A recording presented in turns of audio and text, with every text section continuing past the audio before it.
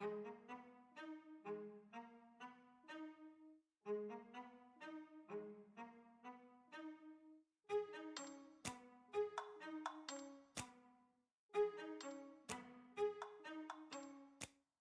ride with me if you ride with me, you can slide with me if you feel like 550 on the 5 sticky, come get high with me, that's a deal, right? Ride with me if you ride with me, you can slide with me if you feel like 550 on the 5 sticky, come get high with me, that's a deal, right? That's a deal, right? That's a bet, right? That's a bet, right? That's a deal, right? That's a deal, right? That's a bet, right? That's a deal, right? That's a deal, right?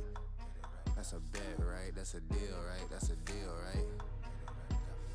Ayy, coming down like precipitation.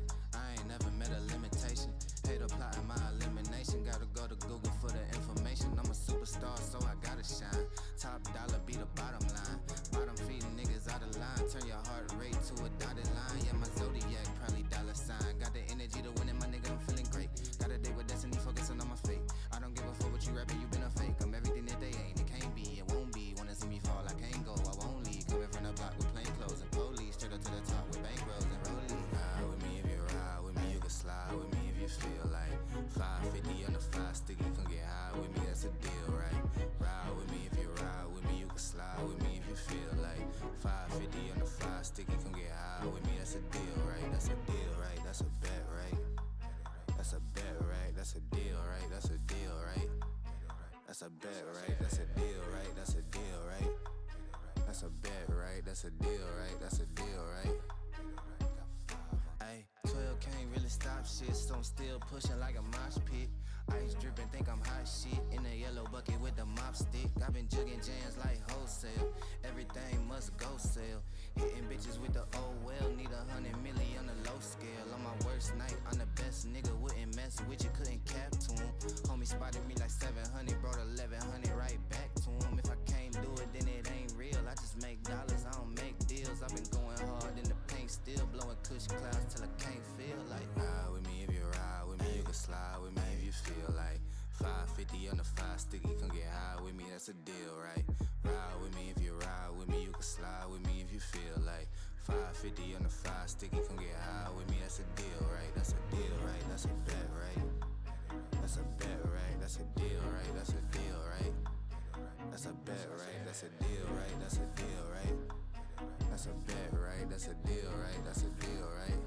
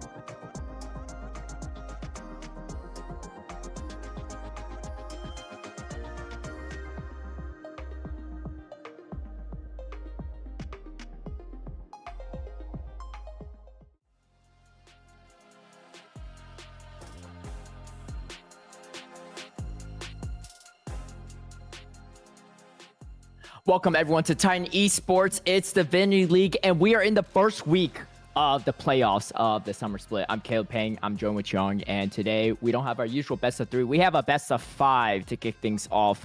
How you feeling, Sean, this week? I mean, I am excited. Always love best of 5 playoff series. So very excited to finally be getting into this one between GCCe, Chrono Shift, and Khan. First time getting to see Khan play the season on stream too. So excited to see what they have for us. But these two guys very close coming into the playoffs. I believe a 3 seed and or a 2 seed and 3 seed, or 3 seed and 4 seed. I forget off the top of my head, but very close and going to be exciting considering I don't think they've played yet this season. I think they avoid other in the cross group matchups.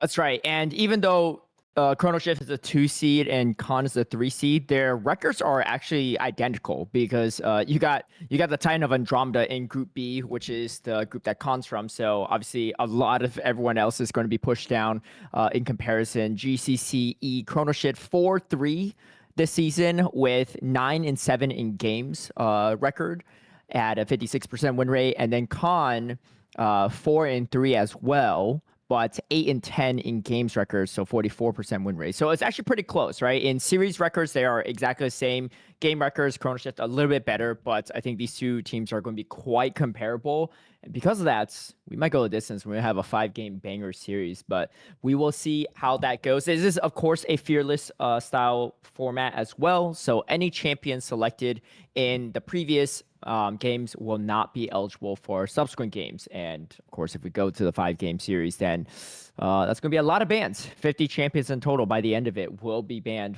going into that final game, or during the final game, I should say, including the bans from that draft. So should be exciting, and we'll really be able to test the depth of these players' champ pool.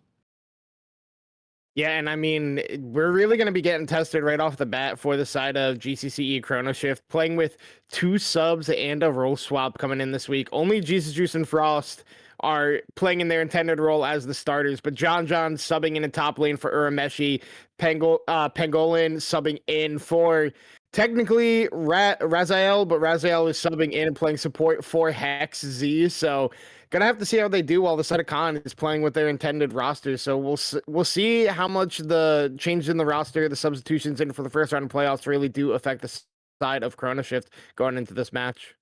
Yeah, definitely. And sometimes a lot of us too, right? We play different roles on the Rift often. So even if it's not their main roles, maybe can still do something. Particularly, I would say the Raz going from bot lane to support, right? Definitely like already in the same lane. So probably will be a little bit more familiar with that adjustment. But we shall see kind of how that goes. But this is a single elimination playoffs as well. So any team that loses here on out will be eliminated from the summer splits. And of course, the winner will continue their chance and road to glory and potentially challenge the Titan that is Andromeda Esports that hasn't dropped a series or game this entire split. But hey, anything can happen. Yeah, no, 100%. We were talking about it last week on the stream, but yeah, I mean, like you said, it's the question is who's going to be that guy to stop the side of oh my god, we just said it. Andromeda, as the way they've been playing all season, had the perfect regular season, the 6-0 series score, 12-0 game score. But I mean, that's not the game we're worried about here. We're worried about the one between GCC and Khan. And I mean, my eyes are really going to be on this mid lane jungle 2v2 on both sides, just because Jesus Juice and Frost have been playing together for a while now across multiple leagues. So they have a lot of synergy built up with each other. And Game Freak and Real Peakers, I think is how it's pronounced. We'll have to see how they can match up into yeah, Real Peakers, all right. See how they match up into Jesus Juice and Frost, but should be a fun one across multiple roles. So can't wait to get onto the Rift, see how it ends up going out here as we're going to be getting into that draft for game number 1. We'll see what the picks and bans look like as they come across the screen, but definitely going to be some interesting ones. As the first ban is just going to be a Fiora right off the bat. and Fiora definitely can be one of those top lane champs that could just straight up carry a game despite your own team being behind. We get the Nasus ban up too, so maybe definitely a champ that is picking up in popularity these days, especially both in the jungle, well, traditionally in the top, but also more so in the jungle these days. And so maybe for good reason. Zer's going to be banned out too, so could be some targeted bans in terms of people's own mastery, and also just a pretty annoying mid laner and support to deal with just due to that range. Yeah, I mean, the Xerath ban has to be targeted. Fiora as well. These are champions that typically aren't played unless you are really diversing into one-tricking them. But Senna is still an extremely strong AD carry despite multiple nerfs coming her way. Still very strong, but GCCe not wanted to pick that up for game number 1. So last ban on the side of Khan is going to be the Dr. Mundo. And kind of feels like the 3 bans are targeted towards Jesus Juice, specifically that Zahen, as he has played that a whole lot of times. But the big one that's left up with those 3 bans is Frost's Anivia, kind of his namesake. I remember the last time we got to cast these guys, Frost kind of popped off on that and was a big reason why his team ended up winning that game. So really excited to see him have his hands on it again, as Hui is going to be the response pick in the mid lane. And Hui's going to have a lot of that range and just general utility, so it's going to be quite good. We get the Ashe pickup, so there's a chance for Chrono Shift to steal away Seraphine, but they don't have the chance to ban it, so that might be a strategy, or they might just sacrifice it and just see if they can handle the Ashe Seraphine lane. It's not unbeatable, it's just very, very strong, as we do get the Xin Zhao pickup. Very strong in the jungle right now, too. So, going to probably synergize pretty well. And they actually opt for the Sivir. So, this looks like it should be a pretty easy Seraphine pickup, unless they want to go for some more frontline. But with topside and jungle still available, I think that Seraphine's probably going to be locking. Oh, no.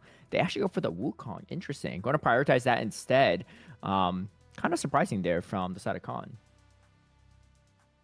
I mean, I do think Wukong is currently stronger than the Xin Zhao, so not really too surprised to see that Game Freak is prioritizing that one. But like you said, you could have gotten the Ashe Seraphine lane, but it's not a full necessity. Ashe can be played with a plethora of different supports, so I like picking up one of the strongest junglers on the patch right now in that Wukong, as we're getting just matched picks across the lanes. We're just looking at some support bans coming out here. Braum and Karma going to be banned away to be paired up with that Sivir, as the expected Seraphine ban going to come out from GCCe, and then they're going to ban away the Gnar. So potentially looking to pick a Renekton for John up in that top lane, because Gnar can be really difficult for Renekton to deal with. So we'll have to see what John ends up going for their pick up there in the top lane, as Mordekaiser just gonna be the lock-in for the top lane, so able to pull Jesus Juice away or Frost away if they are extremely fed in these fights. Even trying to get Raziel can be very impactful, so we'll have to see how Lazy Bush plays with that one, as it's going to be the Rel locked in, some really good engage as an option for the side of Chrono Shift, with that being picked up here, as they're kind of only having that single target. But John gonna slam down the Olaf into the Mordekaiser, the old school counter pick. Can't use your ultimate to get out of the death realm anymore, but still can be extremely strong in that isolated 1v1. Definitely, and just negates all the CC on the side of Khan, which Olaf really picking up in usage as of late in kind of all the scenes. And we do get Lulu and Ashe. Probably not the pairing you see as often, but still could be quite good to empower the Ashe, right? Typically, you see Lulu with those super hyper carry ADCs, but Ashe late game can still do some damage. So we'll kind of see how that goes, as there's a lot of CC on both sides of the field, and it's a tough one to really say, right? I think the Mordekaiser can, ult away certain targets, but there's so much carry potential on the side of Chrono Shift that even if you take out one of their carries, they still have a lot of damage they can still continue to output. Yeah, and I mean, that makes a Lazy Bush's job a whole lot harder of choosing who to use that ultimate on in these team fights. Because let's say you outweigh Jesus Juice on the Xin Zhao, and then John just gets to full sprint at your team with that angry barbarian man and just kind of beat them down. Can be very difficult. I'm not the biggest fan of the Lulu pairing with Ashe. If you wanted to pair an Enchanter with Ashe, I think Emilio is a lot better. Like, yes, there isn't a whole lot of CC besides coming out from Frost, really, and like this single target stun from the Rel that Penguin's going to be piloting, but like Ashmilio is such an oppressive 2v2, can be very difficult for the Rel and Sivir to lane into, so I think I would have liked that pairing a lot more, but like you said, Ash can do a lot of late game damage, so really K9 is going to be looking to be able to power him up with that, so definitely an interesting one, but I mean, I think this draft in this game really comes down to which top laner gets ahead. If John gets fed on this Olaf, it becomes really difficult for Khan to play the game. And if a lazy Bush gets fed on the Mordekaiser, vice versa, it becomes very hard for Chrono Shift to play the game into that. So I think both junglers really going to be prioritizing their top laners in this one instead of their bot lanes. Yeah, we're gonna see how that goes. Yeah, like you said too, right? If you don't grab the Olaf into the realm of death, then you kind of lose half of your front line right then and there. For the rest of your team, you have an Olaf running you down, right? Because you have the Enchanter support and you got the Hui in the mid side. So that Olaf is really gonna be feasting in some of these positions, and I think it kind of puts their top laner and Khan in a bind, right? You kind of have to just ult the Olaf away in these fights, unless you're going for like a potential like get Jesus Juice out there so you could win a smite fight or something like that. Like that is some utility there, but we'll see if John falls behind early and stays behind really, because we've seen Olaf fall behind early and still have a lot of impact late game. So unless John stays behind, this Olaf can be a problem. And we'll see if Khan has a way of addressing it and dealing with that in this first game. Yeah, and I think a big thing for both these two drafts and teams is the main engage is very, very limited. It is Pangolin on this Rel or it's Game Freak on the Wukong. Otherwise, it's a lot of single target CC abilities and be able to get the fights going. But like for that big team fight wombo combo that these comps kind of are looking for, becomes very difficult as the engager to engage at the right time or be playing for peel to be able to win that team fight. So a lot of pressure on both the jungler for Khan and the support for Chrono Shift coming into game number 1 as we are on to the Rift. And none to my surprise, John has gone for the Ghost on the Olaf in the top lane. Bush going for the Ignite, trying to get that early pressure as a little bit of Bush play there at a Khan, just trying to get some poke damage. But Raziel, starting with the Ricochet, is just going to be able to clear away these waves very, very easily early on. Yeah, and you can see Frost, PK, just exchange some blows. You do have the egg to play around with for the Anivia show. Should be pretty easy. And Lulu does indeed have a shimmer mode on, but I believe that's is that Kane on support? Yes, yeah. So it's Kane on the Lulu. We'll or try to K9 see if he could. yeah. Yeah, K9. Yeah, but see if he'll be able to swap that out for our second game. Yeah, I mean, this early game going to be mostly these junglers just power clearing. Both really want to get that level 6 before they look for anything. Like, yes, they have gank ability before 6 with some of the CC coming out from their lanes, but really they want those increased stat points, just better enhanced abilities. Their ultimates are very impactful for their engages, specifically for Game Freak on this Wukong. Having that Cyclone is going to be really, really good. So I think it's just going to be a lot of pressure being created, and it's going to have to come out of 1v1 or 2v2 kills to get those first bloods before the junglers really get involved. So do not expect too much action in the early game, but kind of as expected in the bot lane, despite Raziel being on Sivir and having good early wave clear, K9 on the Lulu is just creating a lot of pressure with Accelerate in the 2v2 just from the double range into range melee. Makes it very hard for Raz to be able to play out this early lane so far. Yeah, and of course, you can see Raz going to get poked out quite a bit, and really great spacing from Accelerate to avoid any potential CC and just landing so many autos and just volleys. But once the ricochets come out, it'll be a lot easier for Raz to start farming from a safer distance. So always have that up your sleeve as our top laners are skirmishing quite a bit. And Lazy Bush already have the low advantage, but John going to be able to match that. So typically, Olaf not as strong in that early game, but so far doing a decent job in that top side. Yeah, and the Ignite is actually very impactful for the 1v1s between John and Bush, just because if you are able to get that Ignite off when Olaf is extremely low and he pops that W, going to get a whole lot less lifesteal, and your pass is going to be ticking. It's going to be doing a good chunk of damage to him as well. So we'll have to see how John plays around it, as now Raz might just fall down. Caught in tough position, has to flash, has to burn the barrier as well, but still ends up going down as the first blood. Game Freak not even needed there, but was there for the support if needed. And the dominance in that spot lane continues, but there's going to be a counter gank on that top side. Can they kill Lazy Bush under his own turret? He's going to land a one more obliterate, but that's going to do it. Drops the ignite as well and the flash. So grabbing both summoners from that Mordekaiser, yet still killing him is huge. Kill does go over to GCCe though, so John not going to have a significant goal lead off of that, but summoner spell advantage definitely still on the side of John. Yeah, and I mean, Raza and Penguin just not respecting Accelerate and K9 in this bot lane. Have to use all of their summoners, and they only get Accelerate's flash and still fall down to the first blood, as Frost takes a lot of damage from real peekers there.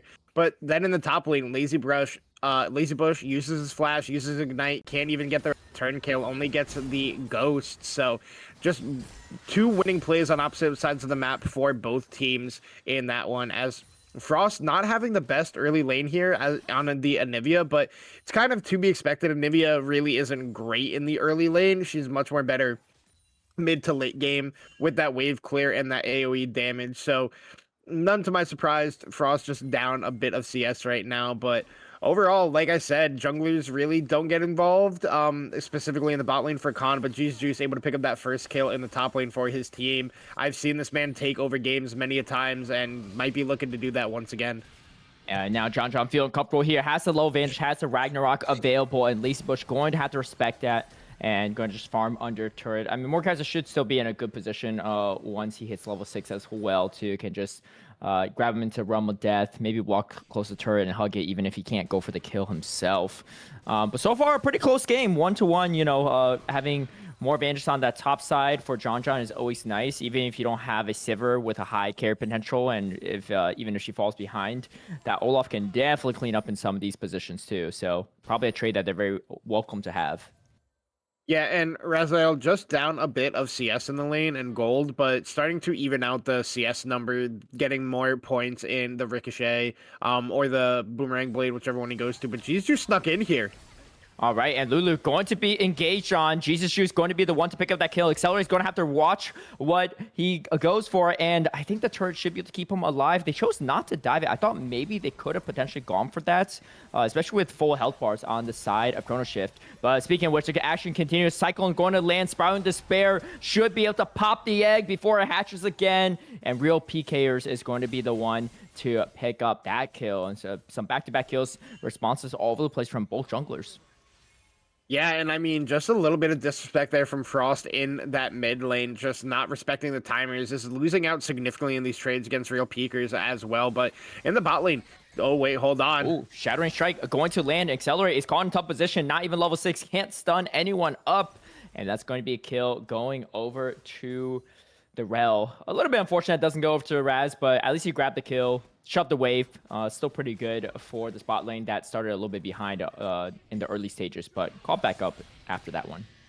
Yeah, just real nice Shattering Strike there out of Pangolin, and then follow it up with the Crashdown as well. Just very well played there. No time to barrier as Accelerate, or maybe just electing not to, knowing that he's probably just going to fall down anyway. He wants to save the Summoner spell for a more significant play, but more importantly, in that gank in the bot lane, GCCe just barely sneaks into the brush before K9 is able to get in and clear away that Fog of War area and be able to see him get in, and picks up another kill for himself. Now sitting on 2-0 on this Xin Zhao, could be a real threat to the composition of Khan in this game, but has a pretty tough time with Accelerate and Peekers being able to slow him, fear him, stun him, and then also K9 having the polymorph when GCCe goes in can be absolutely massive for the way a team fight is played out. So have to keep an eye on that as it goes along, but pretty even right now. Gold is exactly even. It's bouncing back and forth between a 100 gold lead for GCCe before it's evened up, but it's really, despite the kills being in advantage for the side of Chrono Shift, it is that mid lane CS gap and the first blood that came in the bot lane that is really what is keeping Khan even at this point, because of that one kill. But have to see when a team decides to break it open. It looks like the Void Grab is going to be going over to the side of Khan, with the push coming out from Lazy Bush in the top lane. Dragon not being prioritized. It is a Chemtech, not the most impactful singular Drake in the game. So neither team really looking to take that one early. So going to have a late Dragon Soul in this game. Yeah, definitely.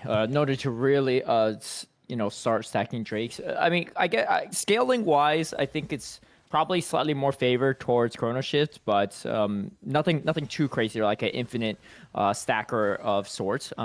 As Raz going to take a good chunk of damage and Accelerate and K9 maybe looking to potentially turn it, but no, just going to shove them away from the wave a bit. But yeah, I think the late game potential of Sivir in these team fights very, very scary, as well as the Olaf going to be quite scary too in a lot of these situations. You still have plenty of damage from Khan. Oh, wait, hold on. Ragnarok going to be popped defensively, but here comes the Realm of Death, and now Lazy Bush feeling pretty comfortable here. Ignite dropped onto John John. John John just running back and forth, not even hitting Lazy Bush. Just trying to get out of that realm, but just there's no time there, and Lazy Bush takes a solo bolo kill on the top side. Yeah, I'm not really sure what John John was thinking up there in the top lane. Pops Ragnarok for absolutely no reason. Pops the Ghost as well. And then Laserbush, oh wait, never mind. Game Freak. Going to stunned up, and a great Crystallize to keep the Wukong behind the wall. Spiral Despair does land onto Frost, which is kind of big. Frost doesn't have the egg up, and Enchanted Crystal Arrow is going to snipe Jesus Juice, stun him up. Kill goes over to Game Freak. A fantastic turn from Khan. What looked like a really disastrous situation turns out to be a free Drake and 2 kills.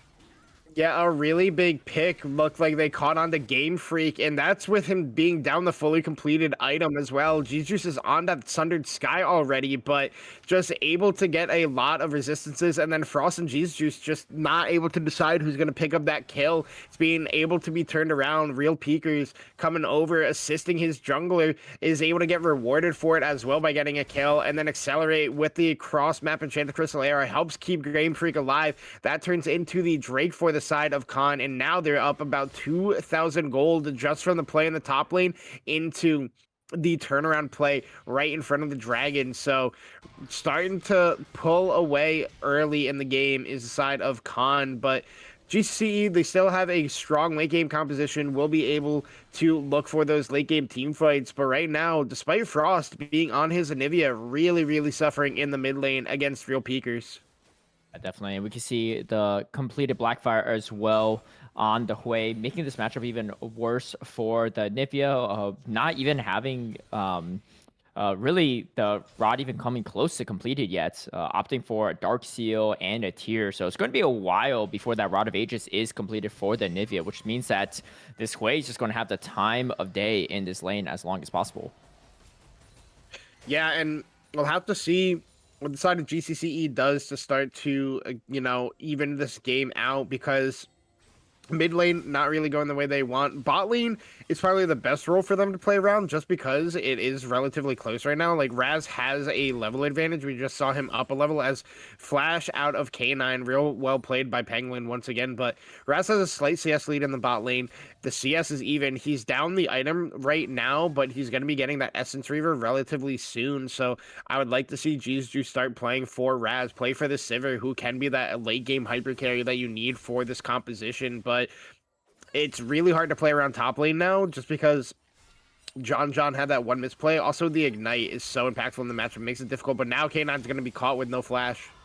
All right, Lulu going to polymorph the Rel. Enchanted Crystal Arrow goes wide, but here comes the gank from Real PKers, and Spiral Despair is going to land onto Raz, who they really want to desperately kill. The AoE is going to kill the Rel instead, so they still pick up something here, but Rel is still, Sivir is still there, but not going to be long for this world. XXL like going to have to run for it and kite things out a bit, but they pick up 2 kills on this bot lane from Khan, and like you said, the advantage was in the bot side, but not as much anymore. And looks like all lanes are winning for Khan as they continue to grow their lead over Chrono Shift.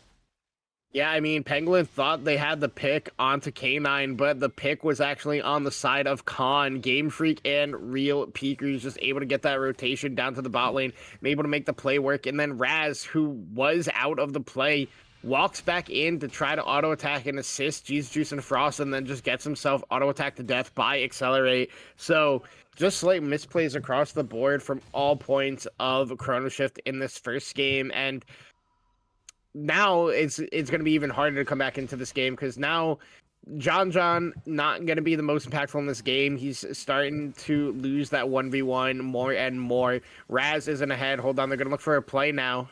Shattering Strike going to land onto Accelerate, but not enough fall damage as Raz going to be zoned off by K9 on that Lulu. So great place there as Real PK is going to take some damage, but Frost still has to be careful as the Roa is not completed yet. Meanwhile, you have the tier 3 boots from PKers, and that is just not exchange you really want to go for. Even with the egg up, PKers pretty much has enough damage to pretty much break that egg right after it goes in egg form if no one else is around to help out Frost. So Frost's going to have to play this a little bit carefully as Rel is looking at Eric, going for a potential gank, and great crystallize, but forcing out the flash from Hui will get Hui to safety.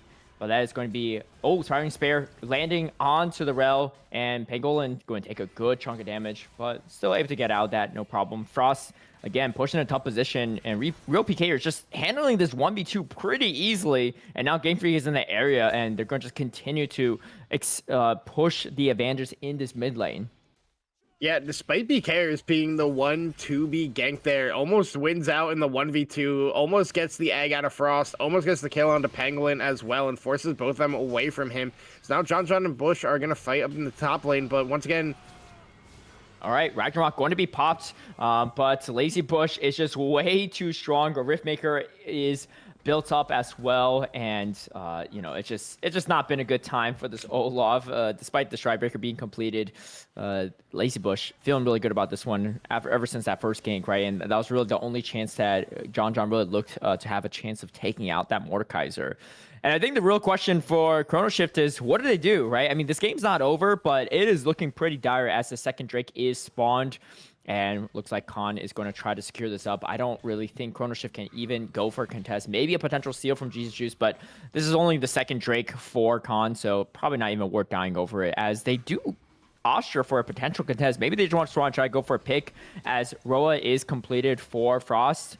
And the egg is up for the Nivea as well. But I just don't think they have the damage. And the zoning from Real PKers is doing so much. He's just almost getting killed.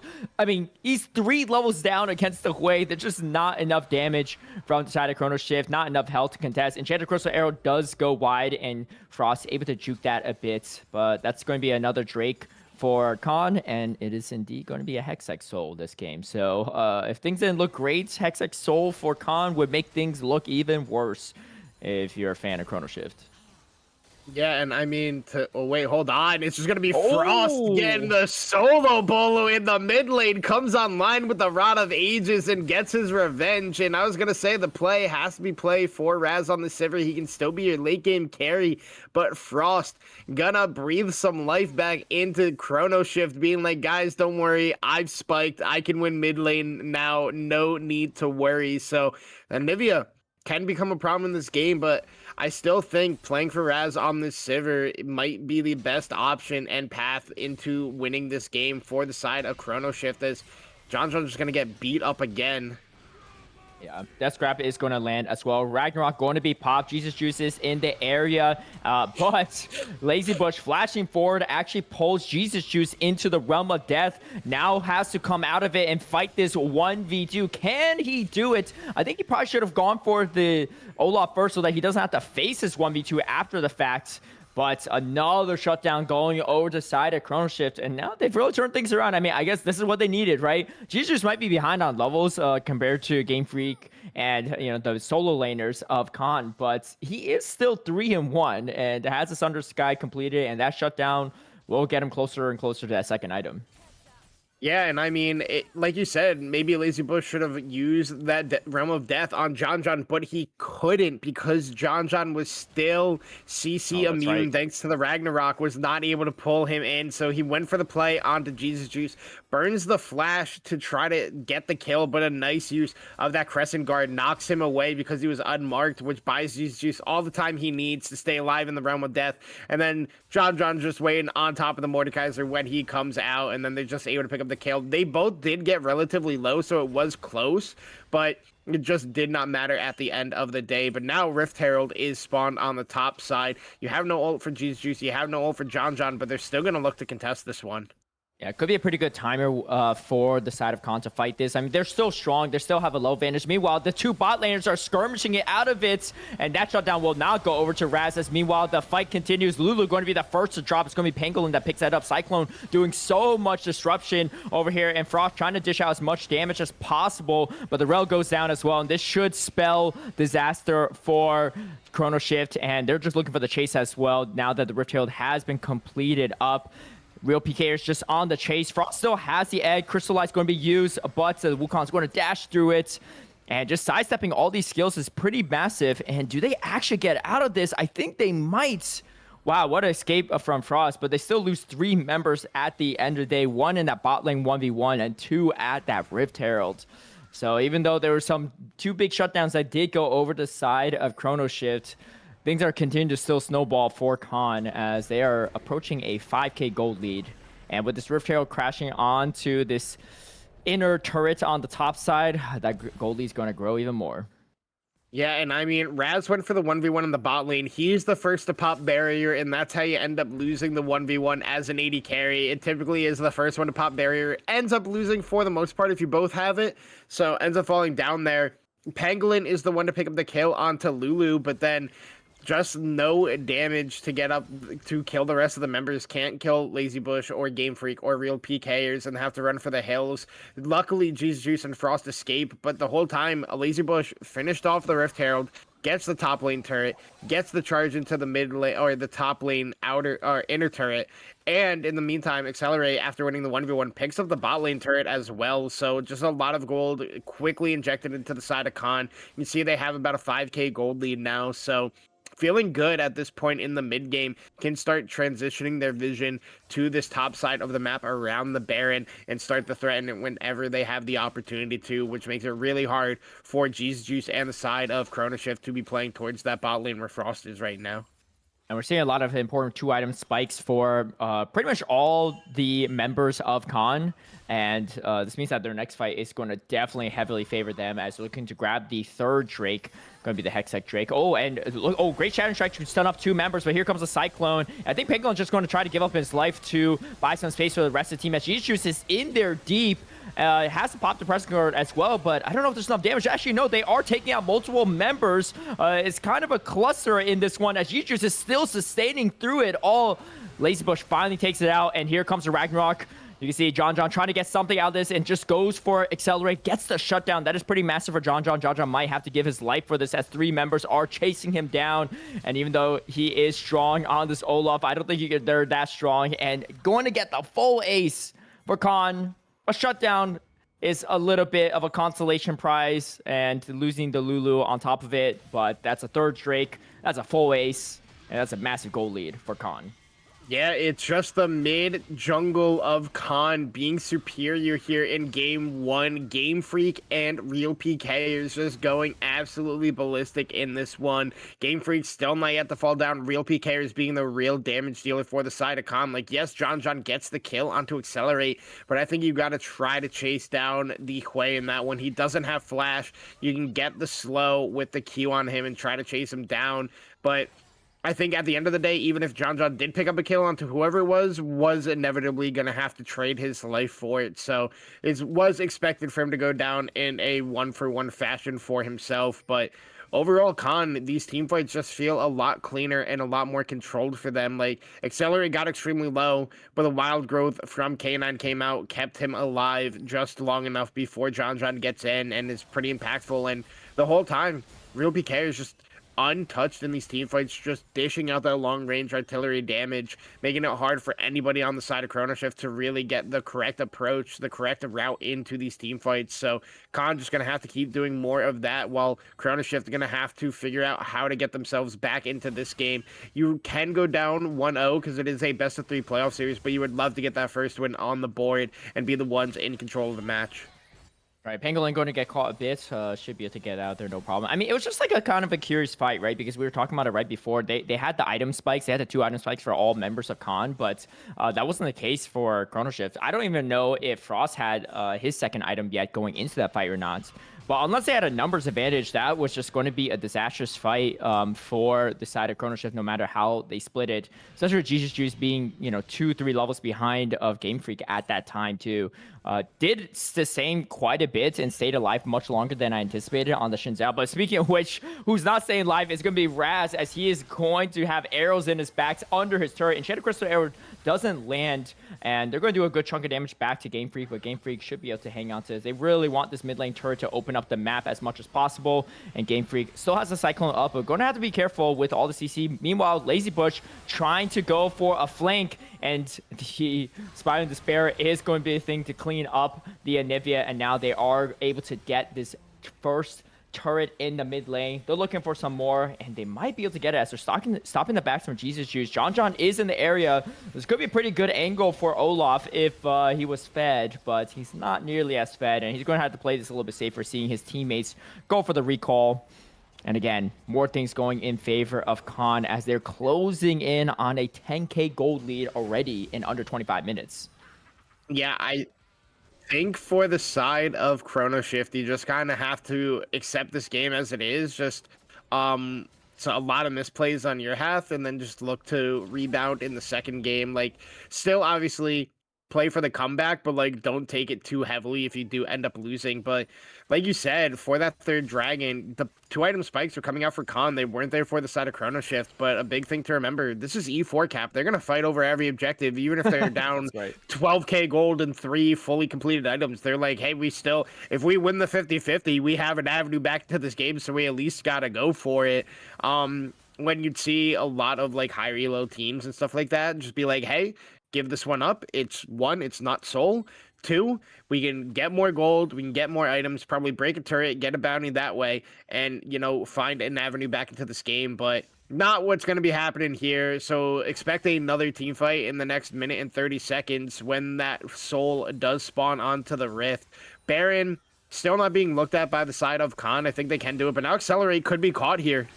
Accelerate in a tough position. Shattering Strike going to land. Wild Growth is going to be used to keep Accelerate alive as much as possible. Spiraling Despair is going to slow up things, but no slowing down this Olaf. Double kill going over to Raz, which is much crucial needed gold, as he is a full item behind his counterpart in that bot lane. But that's going to be 2 actually pretty sizable picks. And like we said, this game is not over, as here comes Lazy Bush going to drop GCCe into the realm of death. GCCe flashing over the wall, but Lazy Bush is about to wake up into 5 members here. Let's see if he can pull it off, as he does take out the Xin Zhao. But that's going to be another death going over. And this time the gold does go over to John.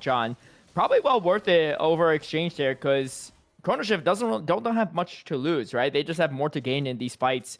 And now there's only shutdown gold on the Wukong and the Hui, but a lot of gold still up for grabs, and they're closing the gold gap a bit. It's still sizable, but it's not too bad. However, Hextech Soul is spawning in 10 seconds, and that death for GCCe might have been untimely, as they do not have the smite to contest it. And let's see if Chrono Shift is going to go for this fight or not. I mean, without their Mordekaiser, this actually could go decently well for them, as that is a crucial frontline aspect. Lulu going to be stunned up, and here comes Ragnarok, going to be used kind of early, but I think John just wants to take the opportunity to take this out as much as possible before the Mordekaiser comes up with the TP, and Game Freak is not having any of that. Cyclone coming through, and they pick up the bot lane of Chrono Shift, and this looks like it's going to be the Hextech Soul for them, unless Frost can take out the Wukong. They did drop a lot of cooldowns, but Mordekaiser is walking over there. Yeah, the dragon does reset, but they are just going to shred through it. With GCCe, or Frost, I should say, recalling on top of ward, they know that is going to be up for grabs. Hextech sold now, and things are still looking dire yet again for Chrono Shift.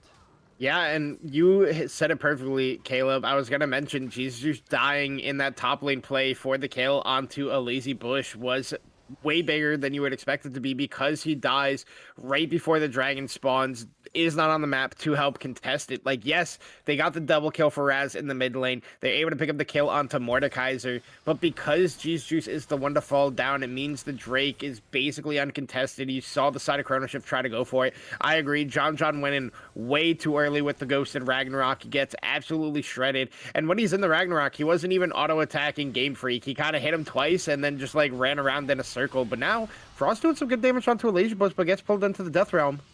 Yeah. And Frost going to try to kite it out a bit. Has to burn the flash. These obliterates are just landing. You got Leandris, you got Rylai's. There's just no running away from this Mordekaiser. And unfortunately, a flash probably not even needed there because he was going to die either way. Meanwhile, you got Khan taking up the Baron on that top side, and things are just going out of control for them. And you can see real PKers going to pick up the kill as well. And that's a full ace yet again. 5-0, 10-1 and 9 on real PKers way in this first game. What a statement performance. Game Freak as well, 5-0 and 11. Just oh wow. Okay, well, a minion did take out the Lulu, so there's something there, but that's a no-go going over to any members of Chrono Shift. And it looks like they're going to try to just end the game right here and now, and I think they might be able to. Still 20 seconds on the top side of Chrono Shift to fight this out. Health bar on Accelerate is a little bit lower, but I don't think there's any stopping this as one more turret and the Nexus is exposed. Pangolin just sitting there watching, can't do nothing about it. Khan going to take a dominant 1-0 victory here to start things off in this playoffs. Yeah, I mean, Khan got that lead in the mid game and just really took off to the races, never gave Chrono Shift a full avenue back into this game. Game Freak and real PKers kind of just went absolutely dummy in this one. Really, the driving force for this team, I feel like any play that was made on the map besides that initial play in the bot lane where Accelerate and K9 were able to get that 2v2 first blood kill was made around this way or this Wukong. Nothing was done without them. So really, really strong mid jungle performance out of the side of Khan in this one. But that's also to say the rest of the side of Khan didn't do their jobs. A lazy bush created a lot of side lane pressure, had some really good death round moments. Accelerate hitting cross map and chance crystal arrows, just doing the Ash thing, getting some big slows, just trying to get as much damage as possible. And K9 on the Lulu kept his key members alive for as long as possible. Did get caught a couple times, but overall, a very, very clean game for the side of Khan in this one. Yeah, and that's going to spell really good news for Khan, I would say, because I don't think they outdrafted Chrono Shift by any means, right? I thought the drafts looked fairly even with Chrono Shift having a slight advantage in that late game, but they just played that early to mid game so well, taking some good fights and maybe relying on Chrono Shift to take some bad fights when they were behind. And the more further behind they were and the more fights they took, the further and further behind they end up being. Let's see if Chrono Shift has what it takes to just even up the series a bit and then it'll turn into a best of 3, but this is indeed a best of 5, so 2 more games and Khan will be moving forward in the playoffs. We're going to take a quick break before we head right into game number 2.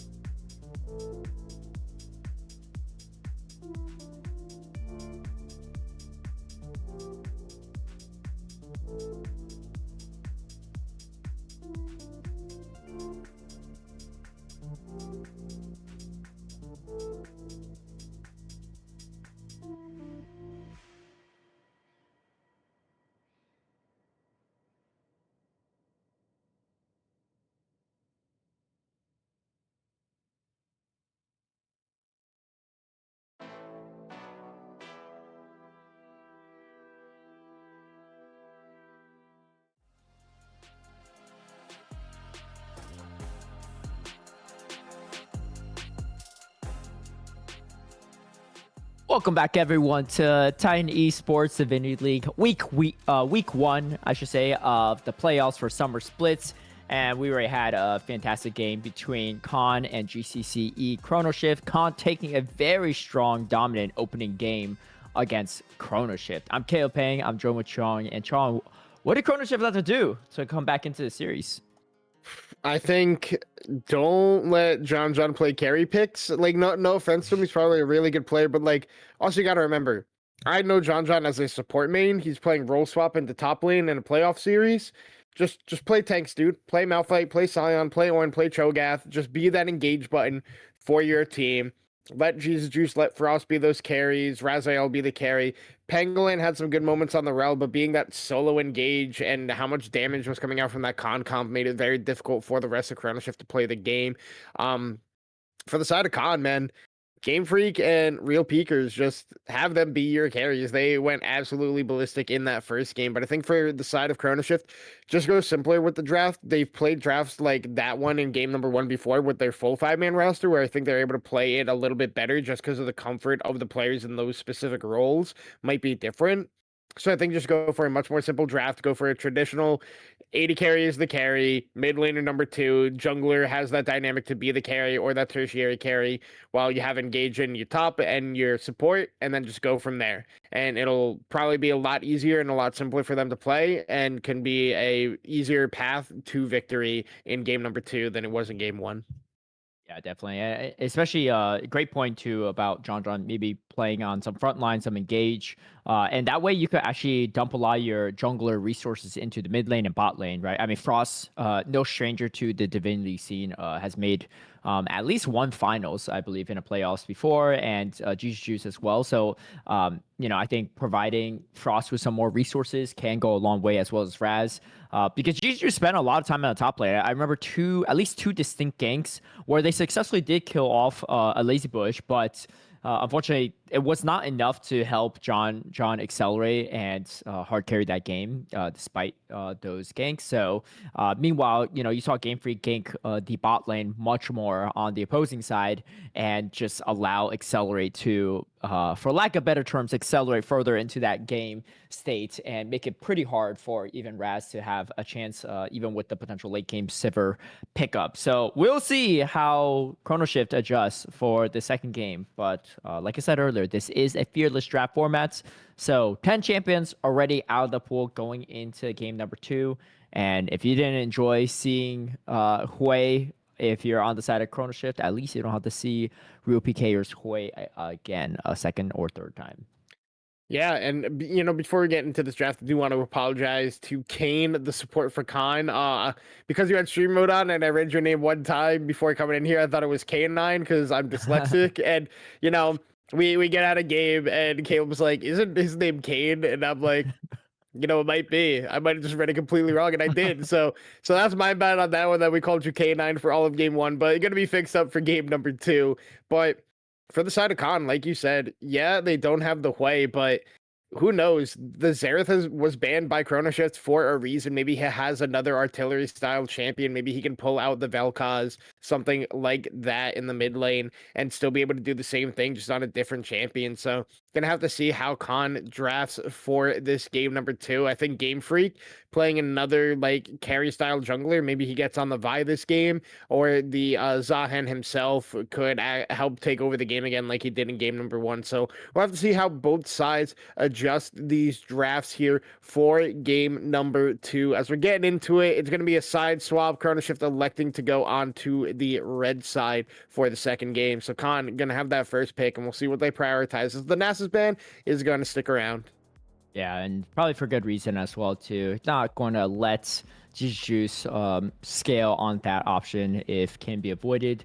They're going to ban out the Fiora. Might see very similar bans compared to last time, but we'll see. I think trying to think on what the bans were last time outside of these. Oh yeah, we had the Zahan as well too. So focusing a lot of the ban pressure, probably targeting GCCe, but maybe a little bit John as well. Like you said, John is kind of filled on the top side, but some of these champs are just pretty annoying to play into in general. And both Zahan and Nasus can be a jungle flex. Oh, we get the Victor banned out. Or sorry, not the Victor. Whoa, that's a weird Victor skin. New Victor skin just dropped. no, that's my bad. Locke. I don't know why Victor went into my mind right away. But no, we got Locke actually banned out. And Locke wasn't even banned in that first game. So, but that might say something, that might say that Frost might not be as familiar with Locke. Obviously, Frost can only have so much mastery on Locke to begin with, but maybe they're just like, hey, just in case Frost can pull this out of his back pocket for the second game,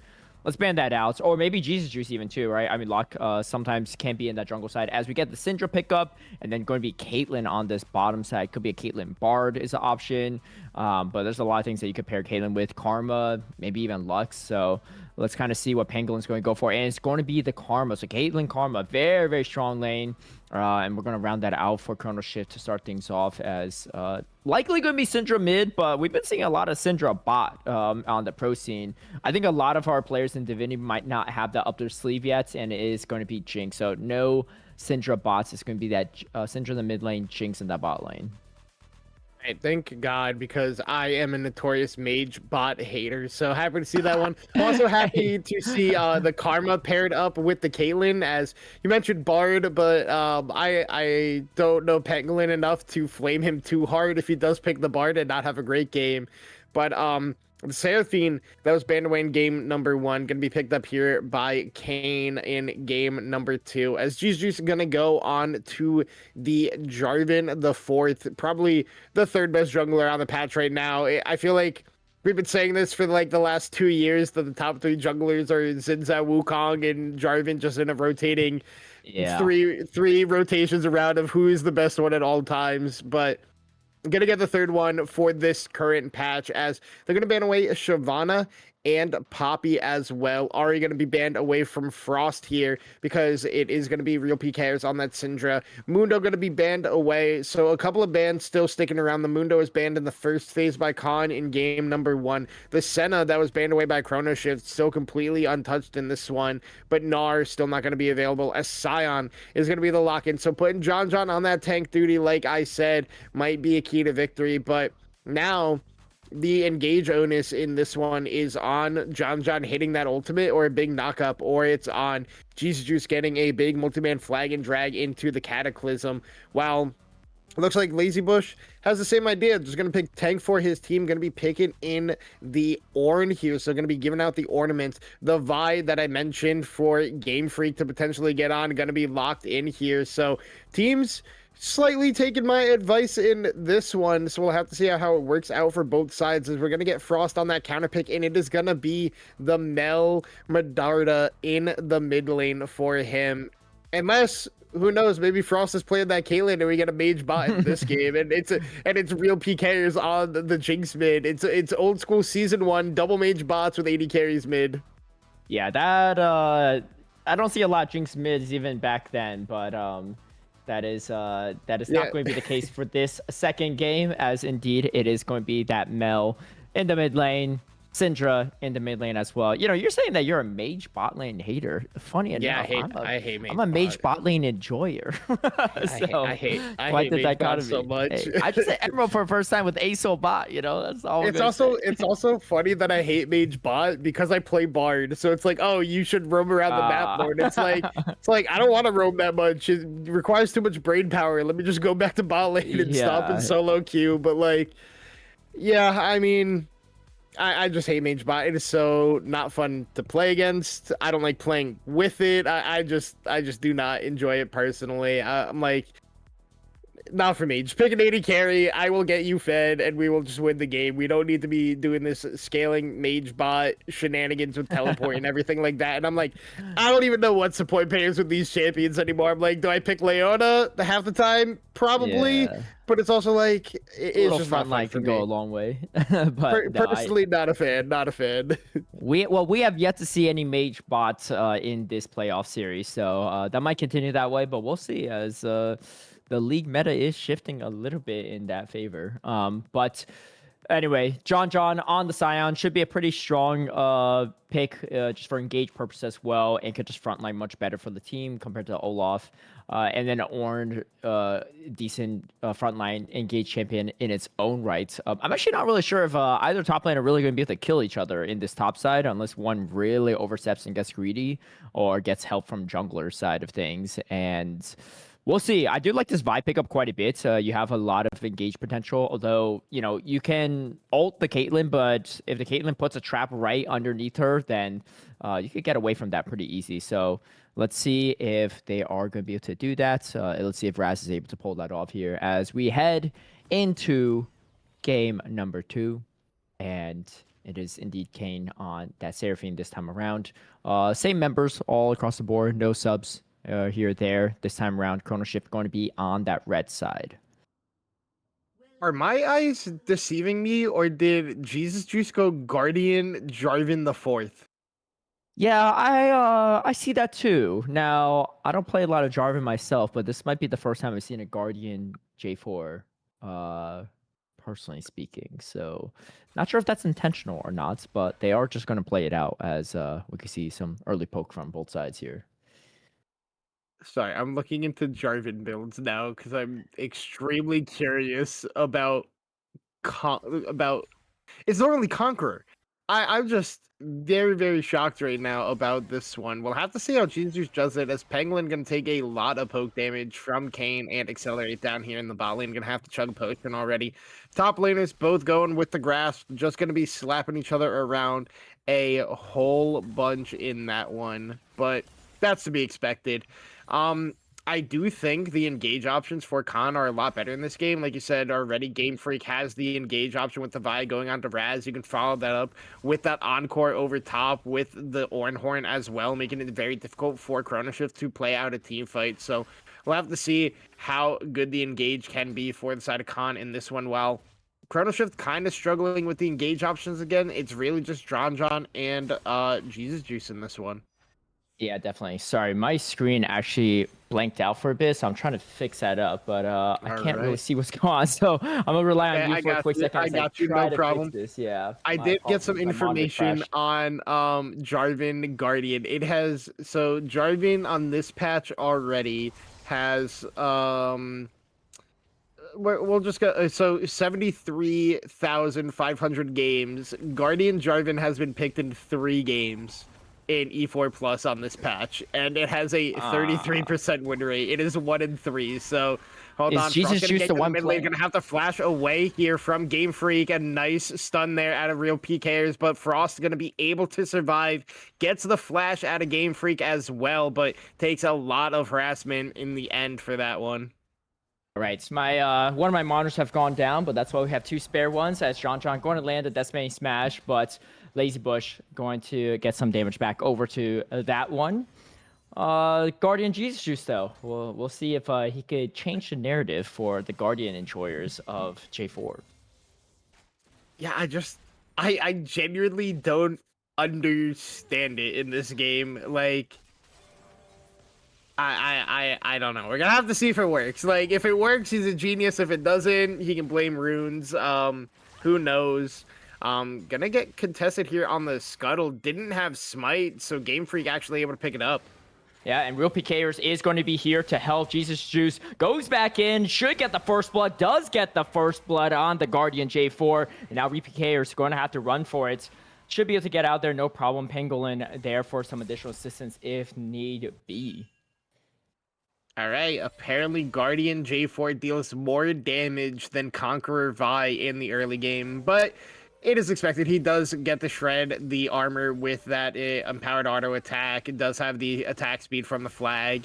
All right, both mid laners just gonna stun/root each other up, and that's really gonna be the end of that one. But it's well played by Jesus Juice in that one. Like, yes, he loses the Scuttle Crab, but he still gets the top lane one.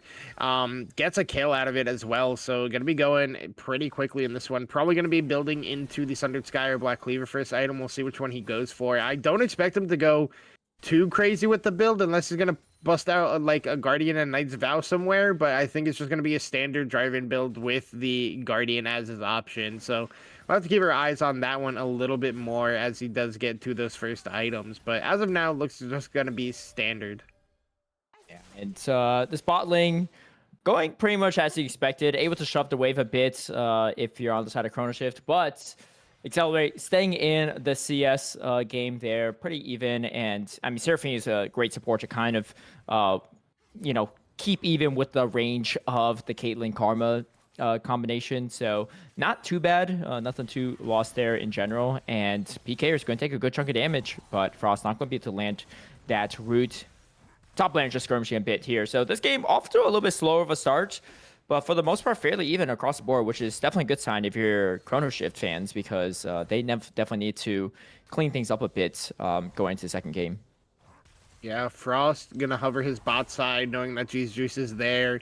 Doesn't want to get ganked. I believe he did get vision of Game Freak on that ward that he had in the River Brush, right by where the Scuttle Crab is. So able to just not get ganked.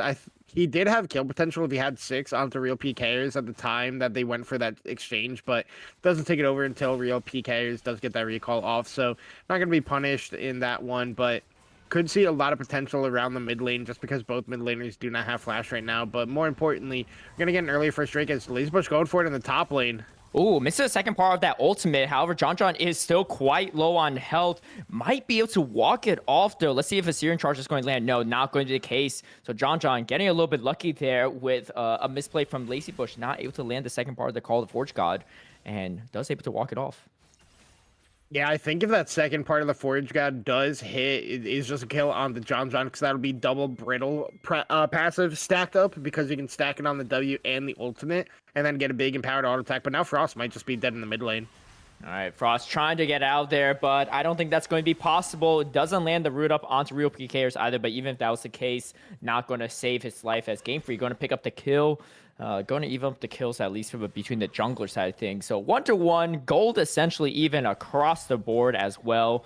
Real PK is going to shove a wave in though, so that's going to cost Frost quite a bit as his teleport's not even up yet either. Pangolin is in the area, but so is Game Freak, so not going to be able to do too much. And yeah, they're going to lose a sizable wave in that mid lane.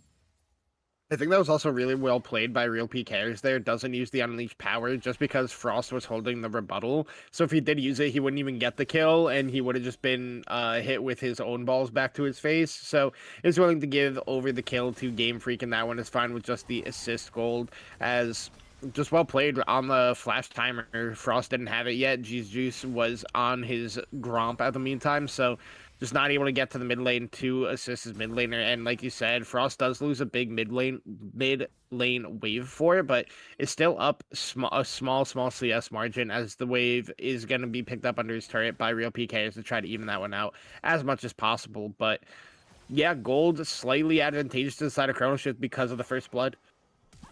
All right. Oh, here comes a flash engage, but Game Freak going to miss it on the first one. Cease and desist is going to land onto Raz afterward, but the Chompers were not laid in time, so Raz able to get out of it. A lot used for that fight too. Ultimate and flash from Game Freak, and not able to get much out of it besides Caitlyn's flash. However, Caitlyn now flashless is going to be a little bit easier to engage on. Cleanse still available though for the AD carry, so still has some escape tools, but good one for Chrono Shift to escape with their lives in that bot lane. Yeah, they did get Pangolin's heal as well. I don't think it was necessary in that play, but it was a good reaction time by Raz. They didn't get hit by the Q coming out from Game Freak, so he has to use the ultimate to get the CC started. And Kane wasn't that level 6 yet, so didn't have. But now speaking to Kane. Oh, Kane going to be caught in a tough position, and Cataclysm is going to lock him down. Frost going to be the one to take that kill with that golden eclipse. One quick pick off for them means that Grubs should be in their pockets. I don't think Game Freak is going to dare try to go for it, and that's going to be pretty good too, right? 3 Grubs going over to a Scion comp allows the Scion to just split push when needed in a lot of these situations. Has that TP as well to join fights later, so going to have to force the Ornn to match the Scion kind of consistently throughout the game. There's just not enough damage that I think real PKers will be able to do to the Scion in the late game to take him out. You can see, yeah, we'll see if the Syndra's going for a burn build or not, but typically speaking, Syndra wants to go more for that burst side of things. And Sky of the Week just going to push him back a little bit. But Frost going to have a much better game than that last one too. Staying much more even against PKers in this one. Has a kill to his name as well. Yeah, for sure. I think so far a lot of the members of Chrono Shift going to have a better game than game number 1. And also I think Triple Grub is not only is it good because Scion can have that split push pressure if necessary. They also have a very good siege comp because they have triple poke champions with the Caitlyn, Karma, and the Mel. Can be really easy to get that poke down, force the enemies off the turret, and then use that grub power to siege down these turrets quickly. So I have to see how much effect they get out of it in this one. But so far, Guardian Jarvan going really good. 101 is up a good portion of CS, is getting quickly, getting a quicker smite upgrade is very important as well. So, I mean, if GCCe is making it work so far, we can't put too much hate on it as the first item gun is completed by GCCe and by Frost. You got the Sundered on Jesus and the Luden's Echo there on Frost. So not going for the Lianji's Burn build on the Mel this game, and real PKers also not going for it is on the Syndra has picked up a Ludens of his own, but gets a good chunk of damage onto Frost after he TP's back in. So now Frost's gonna have to play a little bit more careful in this lane as the Dragon spawns in 20 seconds and the side of Chrono Shift already trying to set up for it. Yeah, I don't personally know how much the Luden's Echo is going to help Frost in these situations because He's pretty much the only AP damage. Oh, I should stop talking about this, as Kane is going to get caught out, and Kane going to go down to the Karma. This should be a second Drake going over to Chrono Shift. Chrono Shift firing out all cylinders in the second game. But I was saying here, I think we'll see kind of how this plays out in the mid to late game, because this just means that Ornn can just build straight armor now, right? There's just not enough damage, AP damage coming from Chrono Shift to be able to take out this Ornn. So if he just builds straight armor, this Ornn's going to be very, very tough to kill. It's not going to be J4 that does it. Even Caitlyn with full crits, building a Randuin and a lot of additional armor, it's going to make it really hard for even this Caitlyn to take out this Ornn. So we'll see if Frost maybe goes for a slight pivot, maybe picks up a Leandris later or not. But just go for that early burst damage for Ludus instead on this first item. And we'll see. Searing Charge going to land onto John. But these two top lanes, they're just exchanging grass procs at this point. Nothing much else to it. Kind of the top lane experience when you go and tank into tank. Oh yeah, 100%. I'm surprised neither of them also picked up the Heartsteel just to go for the constant trades back and forth. Like you pick two tanks in top lane, you go into all chat, and you're like, gentlemen lane, you both just farm up your minions. You type in chat, you're like, may I get a grass proc please? And then they give it to you, and it's just a lot of fun that way. But obviously because this is playoffs, teams aren't going to be doing stuff like that. They might joke about it in the chat, but not going to happen, as some more first items being completed up. Both Raz and Accelerate going to be getting theirs. Accelerate actually going for the Yuntal's Wild Arrows this game. Not an item we see all that much anymore. Kind of fallen out of popularity thanks to how strong the Hex Optics has been, as Raz is going to be picking that up for himself. Echoes of Helia picked up by Pangolin thanks to being able to get that kill on to Kane in the bot lane before the Dragon. As top laners, Lazy Bush gonna cheat and complete his first item in the lane, while John still has to take that recall to get his. And John going to dish out a good chunk of damage to Lazy Bush. Could potentially get the knockup on the Searing Charge, but John going to sidestep it. Meanwhile, Cataclysm goes down onto Kane, and Kane's going to die yet again. That kill going over to Raz this time around. 0-3 and 0 on the Seraphine. Not the start you want for Kane, but at least it's not going to be worth too much gold as this continues. We already have a bounty on the J4 head too. So, Chrono Shift finding everything they need here. Meanwhile, Pangolin going to be caught in a tough position. Should be able to get out there, no problem with the Inspire Shield. Going to provide enough safety. And they're just continuing to poke here as Real PKers is rotating over. I don't think they see it yet, but now they should. As there's not really much to fight over here besides just some wards. But, sometimes you just got to fight. Yeah, I think Kane went for the flash encore onto Raz and just does not connect it, and then is just able to fall down. Juice is able to close the gap, get the stun. As speaking of looking for a play, Real PKers could be in a little bit of trouble, but should be far enough away where he has no threat of falling down. He's playing the lane really well despite being down CS, is just getting good trades onto Frost constantly, as we're going to see another one there, as Frost does use the rebuttal, so Real PKers, they do have a kill avenue. Season Desist going to be dropped onto Jesus Juice. Jesus Juice is pretty bulky though, so not going to go down very easy. Double knockup is going to land. However, Jesus Juice going to be stunned up as well. Going to have to play it safe, as the Golden Eclipse is going to claim the life of the Vi, and that should spell the end of the fight. No further contesting from Real PKers, as Real PKers forced to flash out that as well. And, things just continue to look good for the side of Chrono Shift. A fantastic double knockup from Jesus Juice to get himself out of that tricky situation.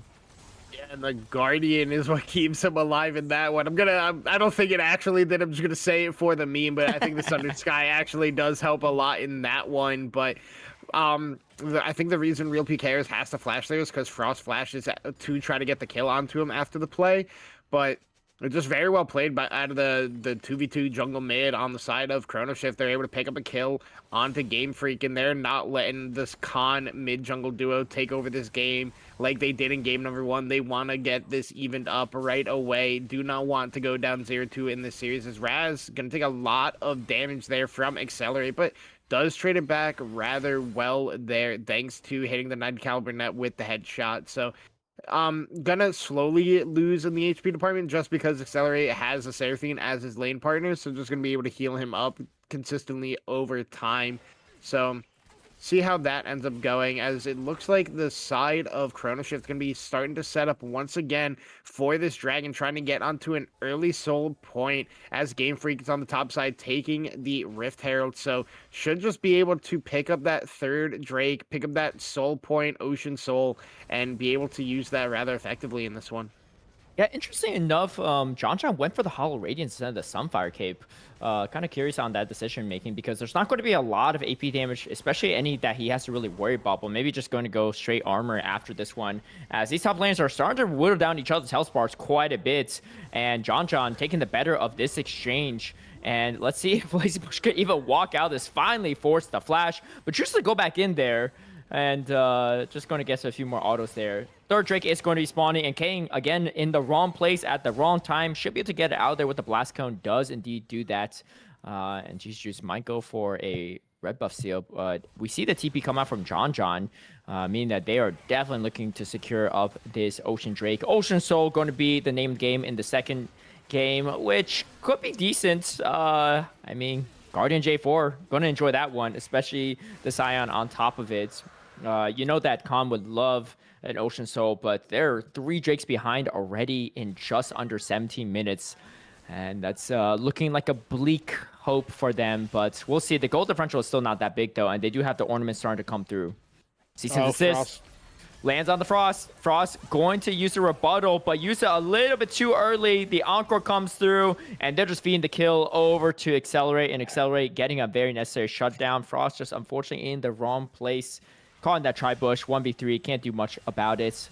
Raz going to take a lot of damage. Unleashed Power is going to be the one to claim his life. Quick kill from real PKers. Raz not respecting the damage and the range from the Syndra.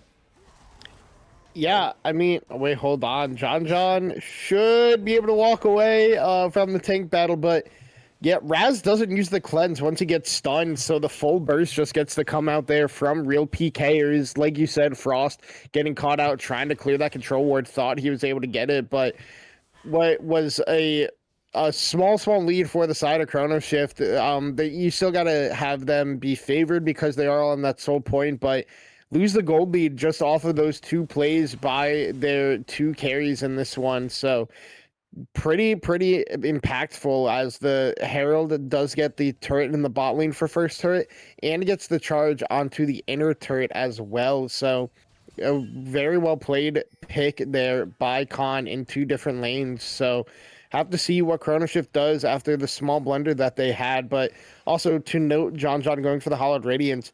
A lot of Ornn's damage is AP damage, so it does make a lot of sense to go that one in the isolated lane. Like, yes, the most damage that he's going to take on a gank is AD from Game Freak, and Accelerate's going to do a lot of damage as well. But I do think the Hollow Radiance is good because he can then match into either the Ornn or the Syndra, so I think it does make a lot of sense in this one.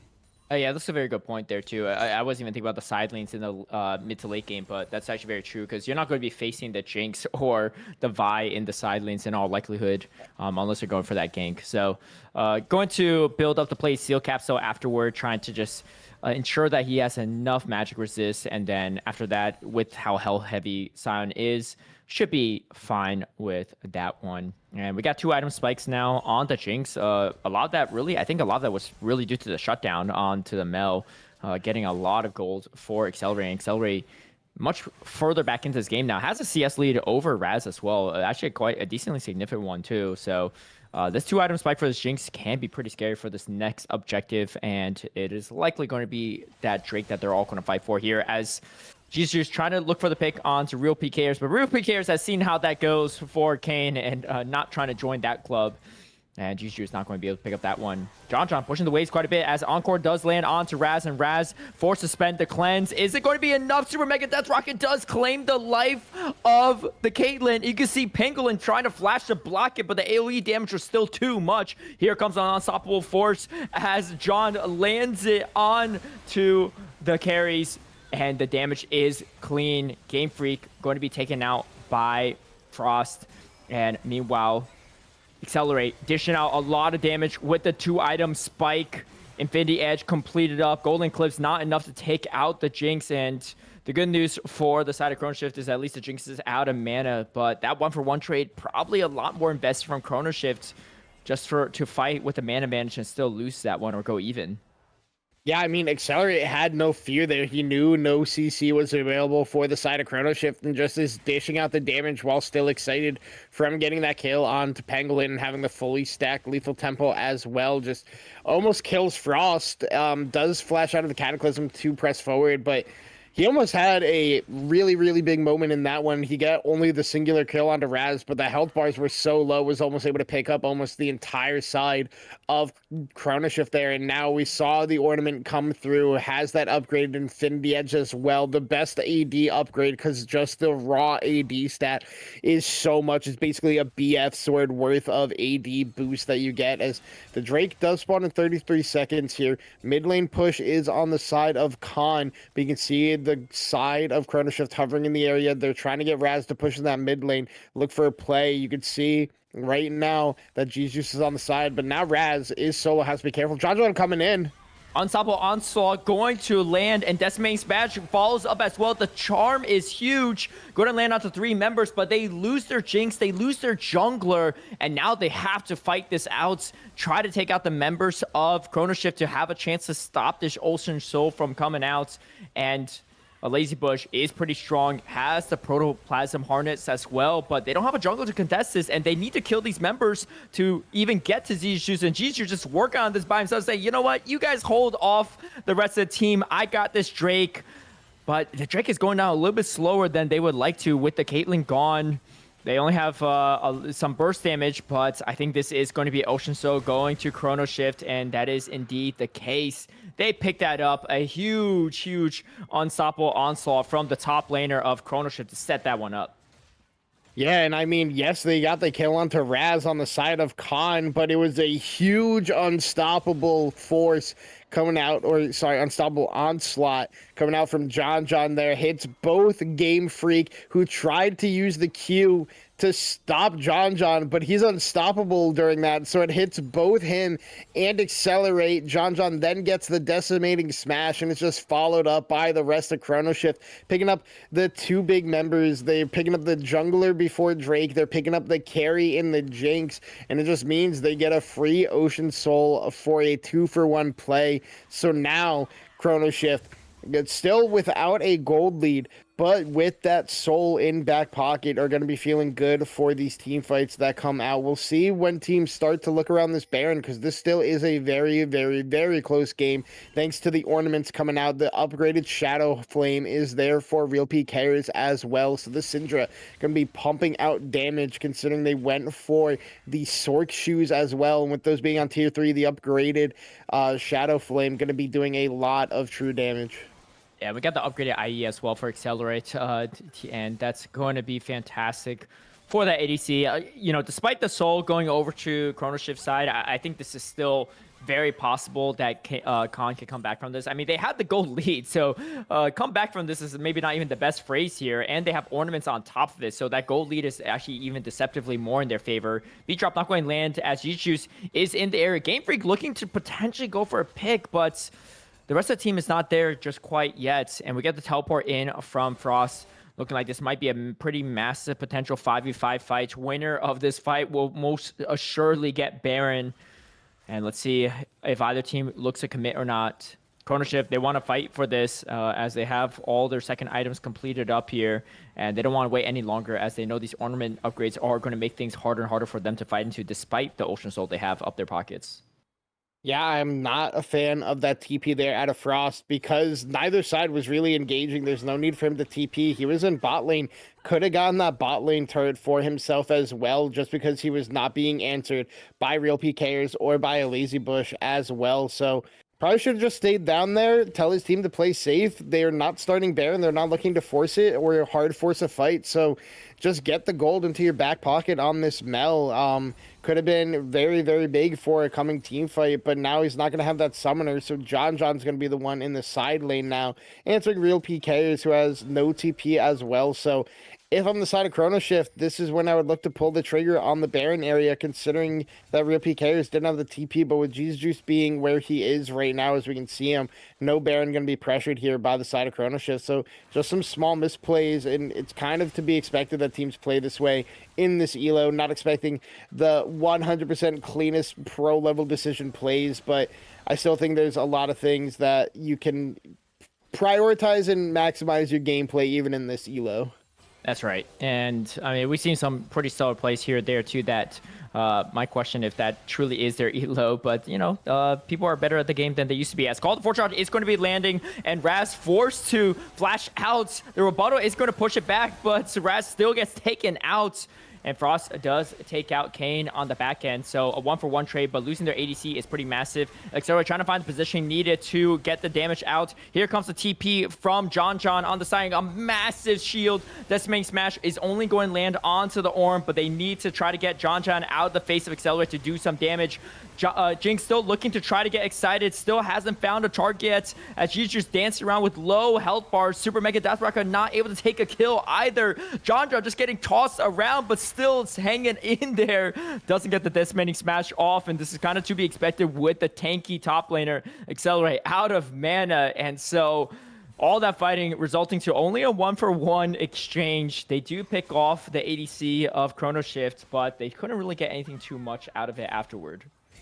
Yeah, and I mean, that Ocean Soul put in big work there for the side of Chrono Shift. I think that's a big reason John never died there.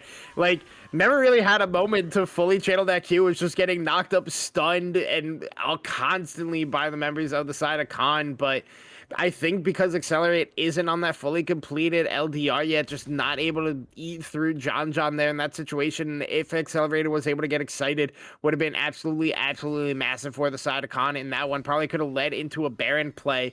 But now we have a minute until Elder Dragon is on the Rift, and these teams, with how close this game is, they are going to fight tooth and nail for that one. So we'll have to see. That could be one of the game-winning team fights in this game, because if you get that Elder Dragon, you should be able to get the Baron, and then you should really start to do some damage and create a massive lead for yourself for whatever side is able to pick it up. Yeah, and you can see Accelerate going to pick up the start of that last Whisper item, as Pangolin barely getting out there, forced the flash and the shield. Going to keep him alive, but that's some really good damage going over. Kane going to be also caught, both supports, and both teams kind of just trying to position as much as possible.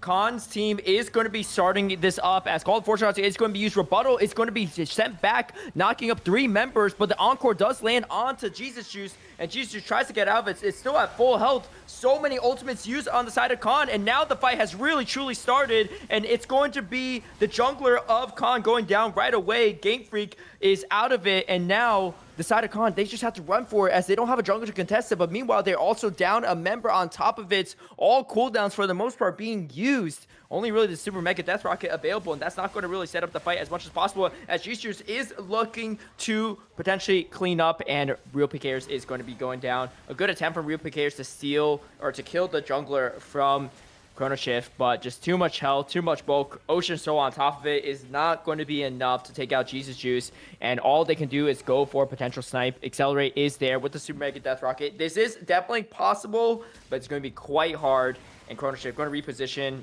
but this is going to cut down the timer a bit. Game Freak is spawned up now. I don't think Game Freak has enough time to get over here unless the Drake resets yet again, and that's not going to be the case, and that's going to be Elder going over to the side of Chrono Shift. And they're looking to close out the game, too, with Ocean Soul, Elder, and maybe even Baron soon. Yeah, and that was just a well-played team fight by the side of Chrono Shift.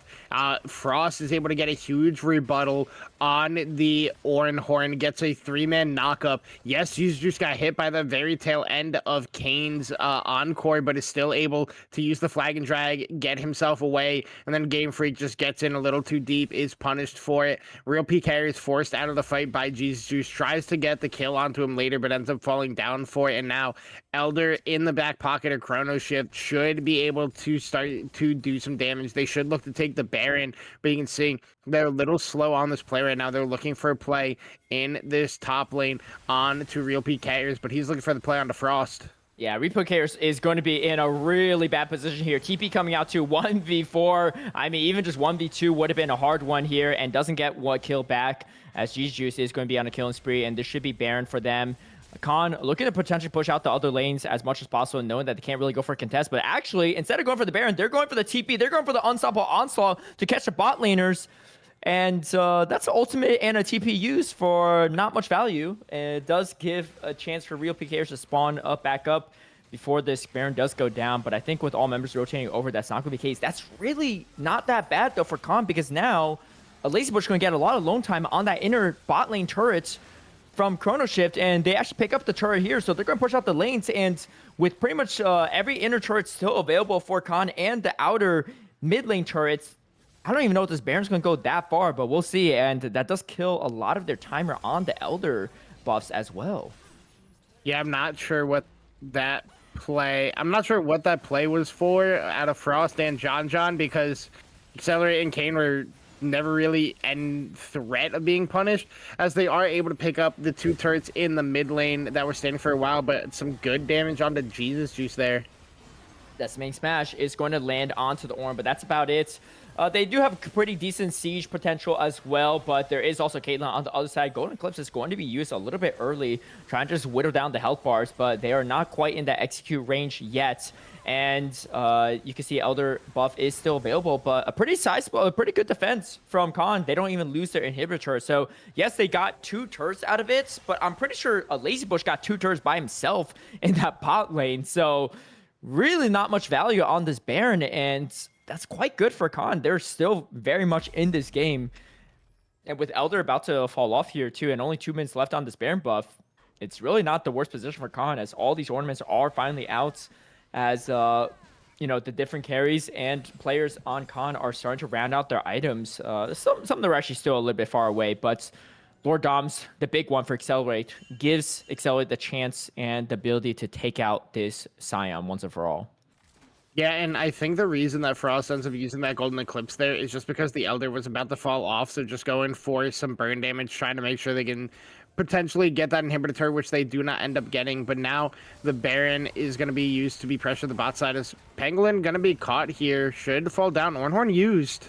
Oh, wait, hold on. Try to redirect it towards that bot side, but doesn't get anything out of it, and that's going to be Kane. That's going to be the first to drop, but the fight ensues as the ace in the hole is going to land onto Accelerate. Not enough damage there, but Jinx trying to do as much damage as possible. They get the shutdown onto GCCe. That's massive, and now Jinx is indeed excited. Wrath trying to take out the Jinx, but one auto short.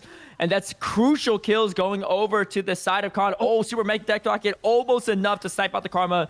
Not quite the case. John getting a lot of value on this top side, getting that turret. But that's a pretty massive shutdown on Jesus Juice. Goes out. And, you know, still plenty of time, though, before Elder. No objectives up. So maybe not the worst fight there for the side of Chrono Shift, as they do get some turrets on the top side. But overall, though, they do lose that fight, and it's really scary, as you can see a look into what this Jinx can do in this late game. Yeah, and I mean, a lot of damage is still available for Khan coming out from Real PKers and Accelerate. Both can eat through the members of Chrono Shift. Will take them a little bit while to get through John, but I mean, that's Juju's first death of the game. He's trying to continue to play for his team, ends up giving over a big shutdown in that one, and it makes the gold stay pretty much exactly even. It's not even a full 1k gold lead here for the side of Chrono Shift, and of course it becomes it when I say that, as Kane gonna have to flash away in the bot lane, but Elder Drake gonna be back on this rift in a minute, and like you said, John gets that turret up in the top side, so getting at least some good gold back for his team after Jesus did give over that shutdown. But we'll have to see what happens at this Drake fight. The ornaments are fully handed out now, so not going to be able to use those to scale yourself even further the game. It's going to come down to your items at the time of this next fight and your hands in this one, because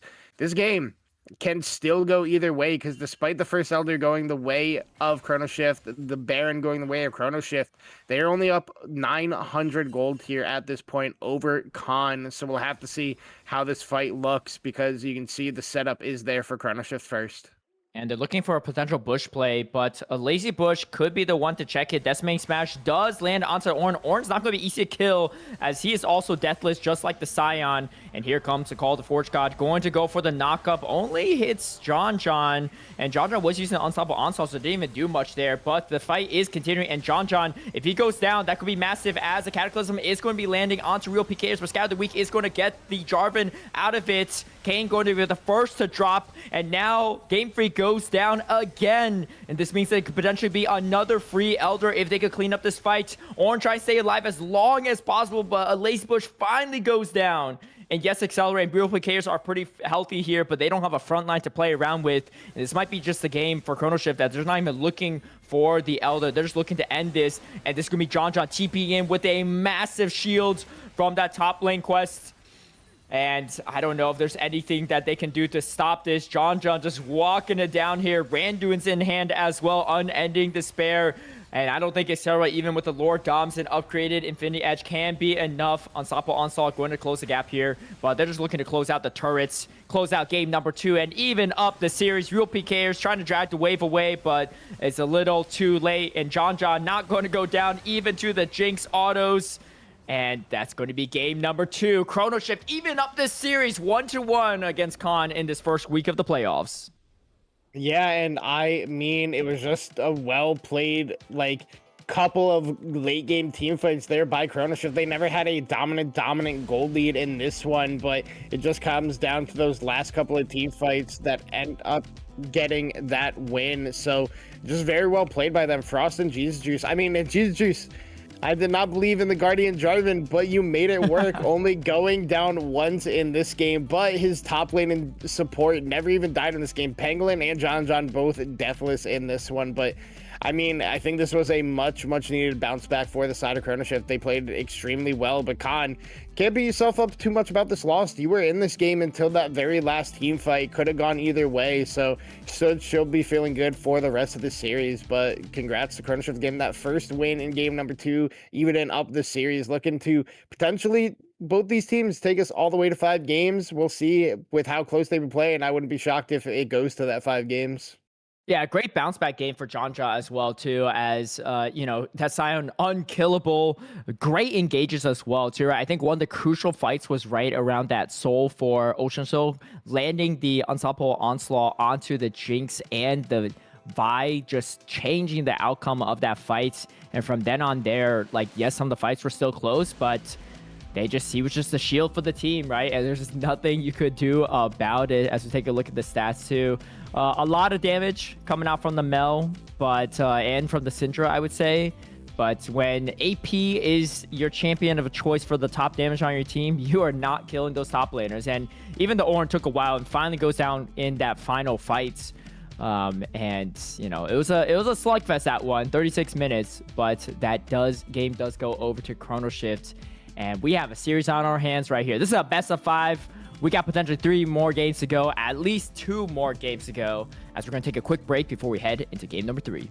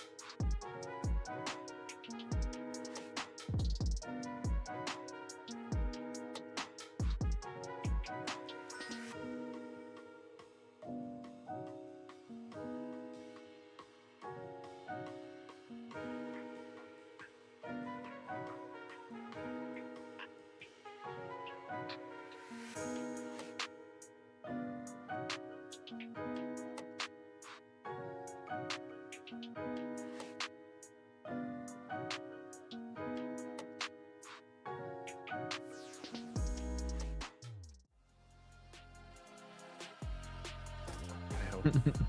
I hope. No. Welcome back, everyone, to Titan Esports. We are on the first week of Divinity League's playoffs, and it is 1-1 between GCCe, Chrono Shift, and Khan. And Khan having a very dominant game, number one, but GCCe fought back and had a pretty strong control over that second game all the way throughout, besides a few shutdowns here or there. And this is starting to turn out into a series. I'm Caleb Peng. I'm joined with Chong. And how are you feeling after that second game? I mean, hopefully we only get 2 more games for my sake, but for the sake of everybody else watching, I do hope it goes to 5 games just because of how close that last game was and how entertaining it was in comparison to game number 1, where it was kind of just a con stomp. Would love to see the full 5 games, but for me and my sleep schedule, would love to get 2 more potentially either way. But regardless of that, I'm excited to see how this series ends. I think it can go either way after both these games that we got to cast so far. So we're excited to see who's going to be putting us on to that series point here. Yeah, definitely. I think that first game, I feel like both teams that lost in their respective games had some kind of interesting blunders, right? I feel like in this one, Khan had some uncharacteristic like kind of really early engages. I remember at a few of these Drake fights or Elder even, they would just throw their ultimates right off the bat at like maybe the support or try to catch off Jesus Juice, but not get any value out of it. And then even though the gold was similar and items were pretty much on par, they just burn through all their resources early on the fight, and then the re-engage from Chrono Shift is just what punishes them. And I think we saw something maybe a little bit similar from Chrono Shift in that first game, but again, John maybe being off roll wouldn't really help out their calls there. But he did not look off roll at all in that last game on that Sion. That Sion looked like a comfort pick to him, if anything, and some really great engages and just frontlining from John that allowed the team to just kind of always stay in it, right? They just never got aced, and for the most part, I mean, Khan never really got ace either, right? Lazy Bush did everything he could in that top lane, but no killing the Sion either way in a lot of those positions made things a little bit difficult for them as we are starting to head into game number 3 and into game number 3's draft. As a reminder to everyone, this is Fearless, so none of the champions we saw in the first 2 games will be eligible for this one, and the champion pools are starting to dwindle for sure. I mean, this is our first best of 5 in this split, but usually in the regular season it's a best of 3, and a lot of times it doesn't even go to that 3rd game. So we're going to be really testing the champ pool depth of all these players. Yeah, and I mean, normally what you see for like champ pool wise is the ones that get pinched the most always feel like jungle and support for some reason, when it should be AD carry, but like I feel like AD carry is in such a weird spot right now where like kind of anything is playable except for like Kalista, Mila, and like Draven or Samira, unless you want to be like hyper aggressive. But like otherwise, I feel like there's any AD carry is like perfectly fine to play on, depending on your composition, obviously. But like once you get out of like all your engaged supports, it's like cool, it's only going to be enchanters, and not many people are comfortable playing enchanters.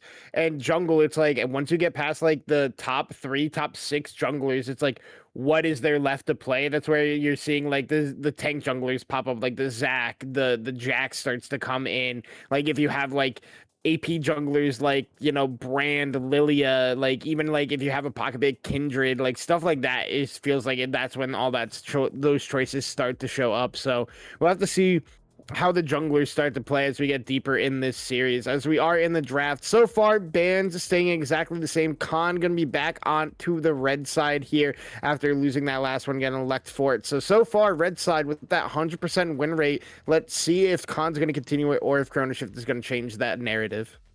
All right, and we get this Eric banned out too. Locke was banned. I can't remember what the original 3rd ban was from the previous game from the side of Khan, but they did ban Locke last game. And it's going to be a silence ban up here too. Oh, yeah. it was Dr. Mundo when they were on blue on the red side for game number 1. Right. The Samira, not Samira, the Senna, which Chrono Shift had banned away when they were originally on the blue side in game number 1, is going to be available if they want to pick it for Raz here. But Khan keeping their red side bans from that first game completely the same, as actually Frost is just going to first pick that Ahri. Now that Mel isn't available, Ahri can be extremely powerful in this game. So we'll have to see what real PKs is going to pick as a response, as we might get a Lucian Melio or a Lucian Nami, with that Lucian being locked in as the option for Accelerate.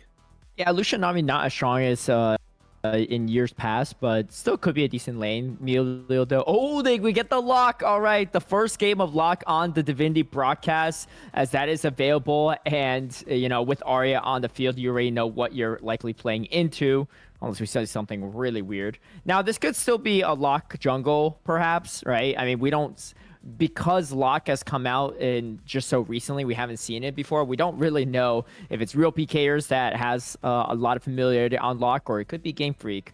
But for the time being, it likely is. Oh, and you're saying Callista not having a lot of value here, but Callista is going to be picked up here with the Leona. Not Callista Renata, though. I was just talking shit on Callista, and Rats is going to pick it in. Like, was not expecting to see that as the lock-in here.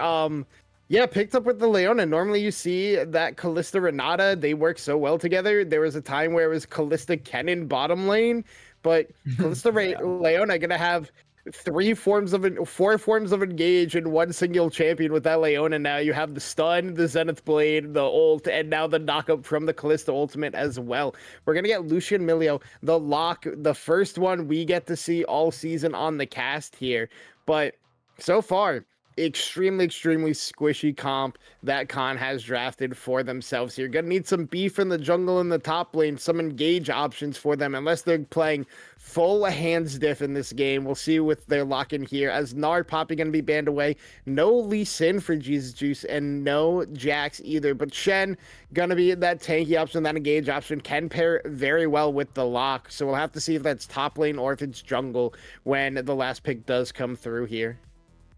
Right, and we get the Galio. Whoa, hold up now. Okay, so that's a Galio top is the only thing I could think of. I mean, this potentially could be Galio mid. Wait, hold on. Yeah, so it could be. Yeah, where is Ahri going? So I mean, I guess there's this chance that John's playing Ahri on the top side, but I don't know. Yeah, so it's going to be Galio probably on that top side, and Pantheon jungle. We got the Shyvana pickup too. Shyvana's been an interesting champion. I feel like it's like not as strong as you would hope it is, but it is still like strong, especially in that mid game. So we'll kind of see how that plays out. It could also be a Shyvana top as well. You can flex that and then have the Shen jungle, but in all likelihood it is going to be Shen on that top side, especially because you had the Pantheon picked out towards the end. This is going to be interesting, though, because I don't know if Galio's amazing into a Shen top. I don't really see it, but we'll see. I'm really curious why they even picked up the Galio at this point in time with the Ahri, unless Ahri was always intended to be on that top side. If that's the case, that's an interesting flex pick, and let's see if it pays off. Yeah, we'll have to see. I think it is just going to be Galio top. But like you said with the Shyvana, it's kind of a champion that you like think would be a lot stronger, but she really needs that first item, really wants to get to that second item before being involved in anything. She's a jungler who you tell your team, hey guys, good luck. I am not involved in anything for the first 15 minutes. We are not contesting Drakes. I am power clearing, hopefully finding an engage or invade angle. But other than that, I am full rotating these camps over and over again until I get that first item. So we'll have to see how Game Freak plays it, as it is Galio top. It is lock mid, real PKs going with the Ignite here into Frost, who has gone for the teleport. Cleanse on Raz does make sense from the taunt that could come out from Bush and the fear from Game Freak to try to kite, but Barry going to be on Accelerate. So let's see how the bot lane goes with double range into range melee once again. Could put Raz and Pangolin on the back foot, but free little bit of gold there for the Leona support with killing that ward. Definitely. We're gonna have to see how this goes, depending on the build of the Shen as well, right? Like at a minimum, the Shen should be able to get a decent amount of grass stacks off against John, but like we mentioned before, John filled on this top side, so might not have as many standard top lane champions in his arsenal. I mean, this is not like a terrible lane for the Galio for what it's worth, right? Like if that was like a Yone top or something, like that'd be a different story here. As the Breath of Life on this melee is going to be fantastic into this lane filled with CC, but there is an exhaust on the Leona as well. So this Leona is just going to be an absolute CC and immobilizing bots in a lot of these situations. As you can see, John going to take a lot of damage already in this early exchange. Yeah, I'm a little upset for a Lazy Bush here not going for the Ignite because you already have the free TP you get at roll completion if you go without the TP, and you already have Stand United, which is another TP for Shen. So if you go Ignite, you actually have so much kill pressure in the early levels because Shen has such front load damage with that Q empowered auto attacks, with the grass proc as well. You see a lot of Shen sometimes go for that Doran's Blade Ignite, looking for that early solo kill, and then building in to Titanic Hydra and the Dusk and Dawn. So we'll have to see what Lazy Bush does here, as nice charm out of Frost is going to get some poke damage there on the Real PKs, as Real PKs going in for some good damage on the Frost, hits all 3 Qs, I believe, there, so gets a good chunk. Oh, meanwhile, Taunt going to come through, but here comes a responding Taunt as well. Taunt back onto Taunt. Honestly, it might not be a terrible game to go Heartsteel. Heartsteel not really the item of choice these days for Shen, but with the Galio exchanging back and forth, you got a Pantheon, you got a Leona, and then, you know, both Mage and AD carries are fairly short range on the side of Chrono Shift. It could be a pretty decent Heartsteel game for the Shen, as here comes Engage. Zenblade does connect, but Accelerate going to take a lot of damage in return. It does get exhausted up and forced to flash out of it. So Flash gone on the Lucian already. All right, a nice engage there out of Pangolin. Also used the exhaust, so no real damage returned on the back end of Accelerate. And now not having that flash is going to be under a lot of threat. Yes, he has barrier, but can still go down very quickly. The Callista has a lot of damage, but now Real PK is looking for some good damage again, and thanks to having that Tom Kench-like ability on his, I believe it's his E. I don't know. As hold on, Raz in trouble. Taking a lot of damage. Game Freak just going for the chase, but GCCe is in the vicinity. And they're going to just exchange a lot of damage back and forth. There is a ward in that tri-bush, so going to be able to spot out anything. Frost is out of mana, does get the electrocute damage onto Locke, but just not enough follow damage afterward. And Locke is running Ignite, so Real PKers going to potentially go for a lot of kills this game with that combination if he could get this Locke going. And Frost just going to stay in here. Coming in flash forward. Ignite going to be dropped. And Frost going to have to flash out as well. And Summoner Spell spent from both mid laners. Frost does have that TP to get back in the lane much faster. But we can see the potential of Locke already. This new champ, if you let him snowball, it is not going to be a good time for the rest of your team. Particularly the Squishies on team. I guess like there's not a lot of easy targets for the Locke in this one. But if you get fed enough, then you can pretty much kill anything. Yeah, and I mean, I think Real PKs is going to have a bit of a tough time in these team fights to do what Locke wants to do, because there's a lot of good CC options on the side of Chrono Shift. If he gets taunted by John, then he gets stunned by GCCe, charmed in by Frost, stunned again by Pangolin, he just doesn't get to play the team fight. But obviously, that's also a lot of things you expend for one member, which can let Game Freak or Accelerate take over a team fight, which could be very big for the side of Khan. So I'll have to see how Khan wants to play out these team fights with this draft that they did go for in this one, a bit more aggressive in the mid lane in comparison to what we saw in game number 1 and game number 2. But Accelerate already with a nice 10 CS lead here in the bottom lane, and that's just expected in this 2v2 because you have the Lucian Melia who has so much dueling power. It becomes very hard for Raz and Pangolin to play this lane, and also Pangolin didn't take a reset. He didn't buy anything, but Raz took a rough trade off Game Freak coming in the bot lane for that gank, so just doesn't have a lot of HP available to him. Goes down a level here as well, so we'll have to see what Game Freak wants to do here. He has no flash because almost did fall down here, but the one looking to make the play is GCCe. They know there's no flash on Accelerate. Dennis Blade is going to connect onto Pangolin, and here comes GCCe for the backup. And you can see Accelerate recognizes, gets the first blood before dying, but he doesn't even die. There's just not enough damage, and Game Freak is there for the additional help if needed. And things are looking fantastic for Khan's bot lane in this early game. The barrier for Accelerate, the stand united for Lazy Brush, does just enough to keep live to get the first blood on to Raz as well, and Kalista, one of those champions that needs to snowball, otherwise you become very, very useless in the game of League of Legends, and that is exactly what you don't want to have happen, because Lucian can take over games very easily. All right, Sanded Blade, Exhaust, going to be used up on Kane. Kane forced a flash out, going to be stunned up, and Raz should be able to grab the kill, and Raz does get a kill back over. Still behind about 14 CS, but that's definitely something to keep this Kalista back in this. And now they should be able to crash this wave, and it's going to be a little bit harder for Accelerate to 1v2 in this specific situation. So still fairly even game, all things considered. This mid lane, not looking the best for Frost, but hasn't died yet, staying fairly even on CS2. But we can see why so many players already, in the short stint that Locke has been in the game, hate playing into this champion, this mid lane. I mean, I feel like he isn't as good on release. They did give him a couple of nerfs recently, so not as strong as he used to be, but still an extremely strong champion, especially if you know how to maximize his kit hold on, and top lane John in a lot of trouble. Dragon's Descent going to be used, and John taking a good chunk of damage. Here comes the Pantheon, though, but a little bit too late to the fight as John goes down. Jesus just trying to survive himself. He might just be getting a kill back over. Going to have to throw up the shield, and Game Freak chasing Oh my god, no! Oh my gosh, the commitment, the greed, and Khan does pay for it. GCCe might have been a little bit late on the Grand Starfall, but still gets paid out 2 kills on the top side. I thought John was trolling when he went for the re-engagement. It was completely calculated. They knew they were going to give the 2 kills over to GCCe on the tower dive.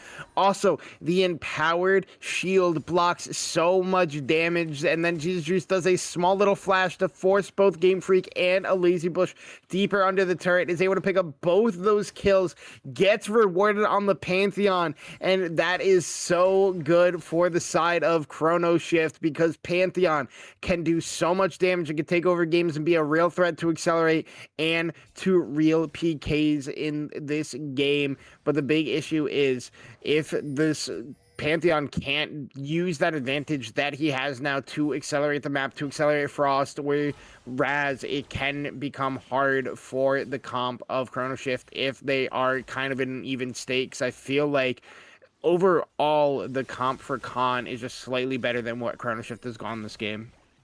That's right, and they have a lot of they just have a lot of global ultimates, right, on the side of Chrono Shift, particularly the Pantheon and the Galio. And because of that, they could just, you know, come up and reinforce as much as possible. It looks like they're going to be fighting for grubs. One grub already going over to the side of Khan as Game Freak looking to grab up all 3, and I think they should be able to, as Frost does steal one of them. That's crucial there. Not giving up 3 grubs, it's pretty massive, and this 1 grub is actually going to just reset on top of it too. So great place by Frost to keep them a little bit more in this game. But meanwhile, Raz does go down in this fight on this bottom side. Pangolin just trying to slow things down a bit, but I don't think GCCe has the damage to kill off Accelerate, full health bar as well. And another kill going over to the Solutions bot lane. And things are starting to look a little bit dicey as the gold differential and CS differential is just continuing to grow between these 2 ADCs. Yeah, nice charm out of Frost, but not going to get real PKs in the turret range there. So not really going to mean all that much. Hold on, Grand Starfall. Oh, Soul Ignition already used from Real PKers, has to flash out, but the kill does go over to Frost after that fantastic engage from GCCe on that Grand Starfall. GCCe doing everything he can to keep his team in this game. And so far, it is starting to pay off as the gold lead starting to swing over to Chrono Shift. It's really just that bot lane that is the most concerning, right? As you can see, there's actually a CS lead for the Galio on this top side, too. John, both members having 2 assists there to their names. And John playing out this Galio much better than I thought it would go into the Shen matchup. And actually trying to go for the solo kill, might just be able to do it as one final Duran shield of Durant does not get the taunt off.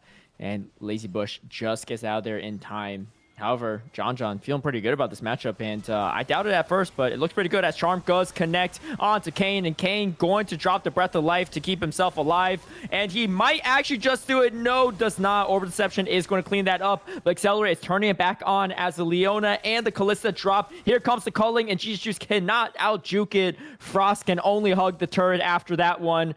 Drake does go over to Chrono Shift, but they give a lot in return. They look like they're trying to get Frost as well, and Frost is going to get the TP interrupted. Real PKers grabbing the wave on that bottom side to make this an easier and easier dive, and they're going for it, and I think they should be able to get it. Charm does come through, but the Ashen Pursuit is going to get the lock out of it, and another kill going over to Accelerate. 6-0-0 on this Lucian. Absolutely disgusting start for Accelerate. Oh wait, no, and Raz is just gonna die again! Second delayed and just gets taken out. Solar Flare is going to land, but again, there's just not enough damage. Here comes Kane as well for some additional assistance. And the hero's entrance a little bit too late. Just keeps the Leona alive, but that's about all you get. And it's been a tough one for Raz in these first 10 minutes. Okay. They used everything for Kane in that dragon fight, and he lives for oh no, the TP gets canceled. Oh, it gets even worse for the side of Chrono Shift. But they use everything for Kane to try to kill him, and he lives for so long, and then it just lets Accelerate clean up the team fight now on 2 fully completed items. Raz isn't even on 1. And now, I hate to say it, but I gotta thank Raz for kind of proving my point about this Callista champion. Like, I just don't think she is that good right now. I get bored in solo queue sometimes that I play 80 carry and I love playing Callista, and I'm like, let me try this champion now. I know she's not good, but maybe, I can do good at it. No, this champion just is not that strong right now. You need to get ahead early, otherwise you do absolutely nothing. And now Accelerate, 2 fully completed items, Essence Reaver, and Avoid Quick Blades, basically on 2 full rotation of spells, and the culling just full chunks Pangolin, and makes it even harder for Raz to do anything in this lane. And also that dragon fight, yes, the dragon went over to Jesus Juice, but it was such a well-played team fight by the side of Khan. Game Freak gets a nice flank with the ultimate there. The Dragon's Ascent, Real PKs gets a good big value out of the ult as well, and it's Accelerate who gets paid and is going to be the hard carry for his team in this game. Now 6-0-1, up 40 CS, 2 fully completed items to 0. Let me repeat that. 2 completed items to 0, and now Frost might just die in the mid lane. Yeah, PKers gets charmed up, but there's nothing that can stop him from getting that kill, not even the turret shots. And things are starting to crumble here for Chrono Shift. As you can see, the dash in from Accelerate trying to get the kill. Breath of Life going to un-CC him real quick, and Pangolin just going to only able to just stun and flash out to get to safety, but there might be a re-engage. And you can see Jesus Juice is here for the additional assistance, but I don't think they can even kill this Lucian. Barrier is going to come back up soon for Accelerate as well, and this Lucian is starting to look pretty scary here. And the other lanes are not going fantastic either. Outside of this, really just top lane, John into Lazy Bush. Lazy Bush actually going for the plated steel caps instead of Mercury Treads, which is kind of interesting because he's already not winning this matchup, and that's not going to help him out. But we'll see as he goes for a continued fight. The taunt going to be used on both ends there. But these Winds of Wars are starting to hurt a bit. And, I mean, John just building full tank on this Galio and doesn't care. Still doing the damage needed to hang in this matchup and actually win it in most situations. Yeah, I mean, that's Galio for you. Just has a lot of front-loaded damage as well. And might just get a good, really... Oh, Raz going to have to pop cleanse. Oh, wait. All right, Jesus Juice is here for the additional assistance. The Flash wins the war. The re-engage with the Justice Punch. Shield the rain trying to taunt things up. And Lazy Bush does fall. Here comes the Dragon's Ascent though from Game Freak trying to fight this one. But thinking better of it, since the last time they dove that turret, it did not spell out so well for Khan. And they pick up a kill finally on that top side. But everything else around the map has not been looking as hot for Chrono Shift. Yeah, and I also do love, Caleb, how you said the Lucian is starting to look scary. I think he started looking scary about 15 minutes ago when we loaded into this game and he got to lane against Kalista. Speaking of laning against Kalista, Yes. goodbye, Raz. Yeah, Oh empty. man. Didn't even empty the full clip as real PKers trying to get the kill onto Frost, and Repo PKers actually gets out of it. The spear doesn't land, and he does seem to run away from that one. A Lazy Bush are going to be a much harder target to kill, and they're just going to go away from that one. As yeah, it's been a rough one. You know, it's been a rough one for sure, and you can see John trying to prep for his eventual meeting with the Lucian as he's looking to build up some armor now. But this second Drake for sure will go over to side of Khan. No chance of even stealing it from Jesus Juice. And 11-6. It doesn't seem that bad if you look at the gold differential, but where the gold differential is the scary part. Yeah. I mean, we're looking at it right now. It is Over 3K. It's really, really bad in the bot lane, and it's not going to get any better because I'll say it again. You're playing Kalista. I don't know what the thought process was in picking the Kalista into the Lucian, or just picking Kalista at all. Like, cool, like it might be like a winning matchup in solo queue, but like Kallista's just not good. Like people in solo queue who are picking Kalista are just coin flipping level 1 and winning, and they then just accelerate the game from there. But like, this is a completely different environment. So maybe I'm just hating on this pick a little bit too much, being a little bit too mean about it. But I just don't think the champ is good right now. But despite that, I mean, Real PKs on the first lock we're seeing this season having a pretty good game so far, and now they're looking for a play onto Kane, but a nice Q. All right, Zen Plate does land onto Accelerate as well, but the Solar Flare does not land, and here comes kind of a delayed Hero's Entrance, not going to stun up any members, and Rash is going to go down to a few autos as Lazy Bush is charmed up, but that's not enough to stop and save the AD carry. Here comes the Dragon's Ascent, and everything collapsing onto the team of Chrono Shifts, and they're trying to run it out, but they're just not enough. A full clip of culling, landing, and taking out the Galio. The armor itself is not enough. Plated Steel Cap, not enough to keep him alive. And that's a 10-0-2 Lucian. Almost full kill participation outside that tower dive on the top side. And Frost going to pick up a little consolation prize and gets Game Freak. But Game Freak not the one with the shutdown on the team. Not going to get nearly as much for it as they're beating down the doors of the inhibitor turret. Accelerate going to get caught in a position. Has to flash out and going to take a good chunk of damage. Might have overstayed his welcome as they're going to give up Kane for their greediness in that mid lane, but you know, it's just a support, so they do get Kutugos back over, and they're gonna have to play this a little bit more carefully to not give away too many potential gold back over. And Kalista at least has 2 kills to her name, but yeah, it's been a tough one. You know, I think the thing is, even if they went for Kalista, I think they should have gone with the Renata, right, as a support, because you don't have nearly as much peel for the Leona, especially if you're just stunning up the Lucian, right? And then with Milo there to drop the Breath of Life, the CC is just not enough to slow down the Lucian, whereas Renata can do quite a bit, right? Especially with a hostile takeover in some of these fights. Yeah, but we got to remember that the Kalista Leona were picked as a 2v2 and Milio was picked as a response, and Milio is just like the best answer to Renata because you just hit your ultimate, like you dodge hers, you press R, and nobody on your team is now hostile towards you anymore, and you could just win the team fight. It was just a rough pick. I just don't think you pick Kalista. Like that's simply simply enough. You just don't pick Kalista, and like the game looks so much different. I don't know how much different it looks because like Accelerate has been smurfing on this Lucian so far, but like maybe that's because he just had the easiest lane of his life and he got to bully Raz for the last 19 and a half minutes. But like, if you don't pick Kalista, he doesn't get to bully you the entire time, and it looks different. Like, who knows? Now Frost is going to get engaged on here by real PKs. Oh, Charm is going to land. The Purgatory didn't do anything really into Frost, and Frost is ignited up. The nails are being spent.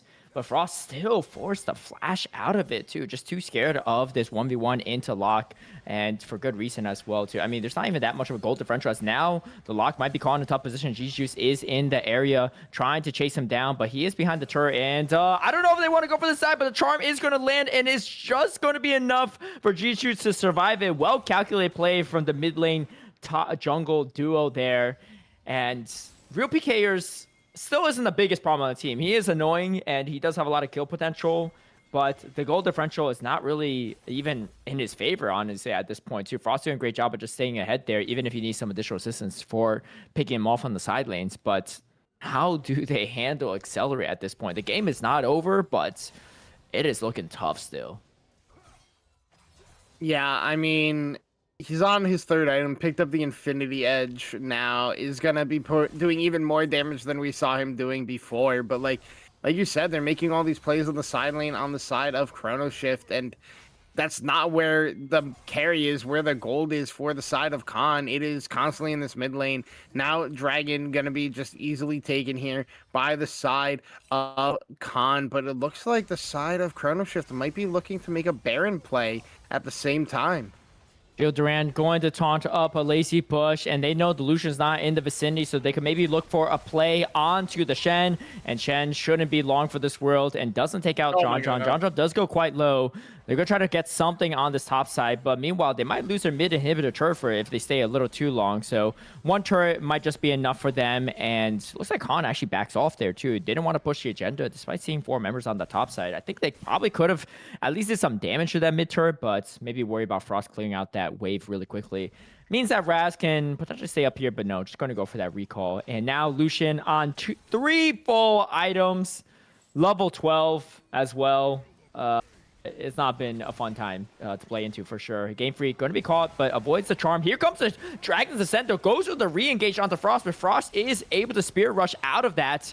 And now Game Freak maybe bit off more than he could chew. Going to be stunned up. Solar Flare going to land too, and Raz going to be the one to pick up that kill. Again, there's no shutdown gold on any members except for Accelerate, so maybe not the worst, but maybe a little bit too aggressive a play there. And here comes Real PK is trying to take out Pangolin. Pangolin not going to be easy to target here. Here comes the Grand Starfall. They're looking for Lucian, but they instead try to set up with Emilio instead. Here comes the hero's entrance, only going to knock up Real PKers. And the question is, do they have what it takes to kill Accelerate? And I don't think that's the case. They're trying to do whatever they can, but Accelerate is at full health. Still has the barrier, still has, almost has flash, actually not quite yet. But the Breath of Life is available too for additional peel if he gets CC'd up. And all they're going to settle for is going to be that Shyvana at the end of the day. Yeah, and I mean, in that play, Accelerate was basically 1v4. Like, the rest of his team was walking away, and he was like, no, I'm still fighting this because I am not afraid of anything. Like, Raz gets another kill. He gets the kill onto Game Freak, who gets a little bit over-aggressive trying to kill Frost, but a nice Spirit Rush is able to create the space there. But, I mean, they go for the play onto Accelerate. They use the Grand Starfall, but immediately as soon as Jesus lands, Bush hitting that Stand United onto Lucian, so they're like, change targets, look for K9. Frost could be caught here now, but Spirit Rush is back. All right, Solar Flare is going to land and slow down that fight.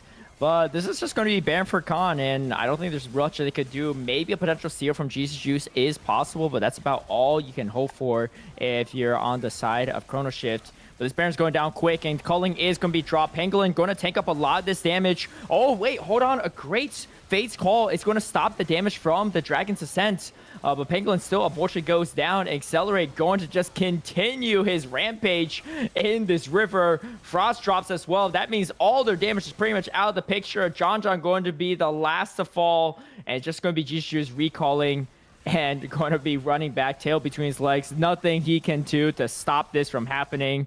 And this is going to be a dominant game from Khan. They're looking to extend that even further with this Baron. I don't know if they even have time to grab up Soul, as the leads are continuing to grow. And one final push in mid lane might be all that's left, unless Chrono Shift could really pull magic out of a hat. Yeah, I mean, overall, this game isn't as dominant from Khan as we saw from them in game number 1, but individually, Accelerate is having a massive game for himself. 14-0-3, 17 out of 19 KP, 4 fully completed items, still has that 2 full item lead over Raz in this one on the early pick Lucian to get the game. I mean, like, we're seeing the gold lead right now. It is almost 6,000 gold for Accelerate in this one, and it is just kind of just a bot lane diff. Like the whole comp of Khan, as soon as Accelerate got ahead, they said, all right, here's the game plan.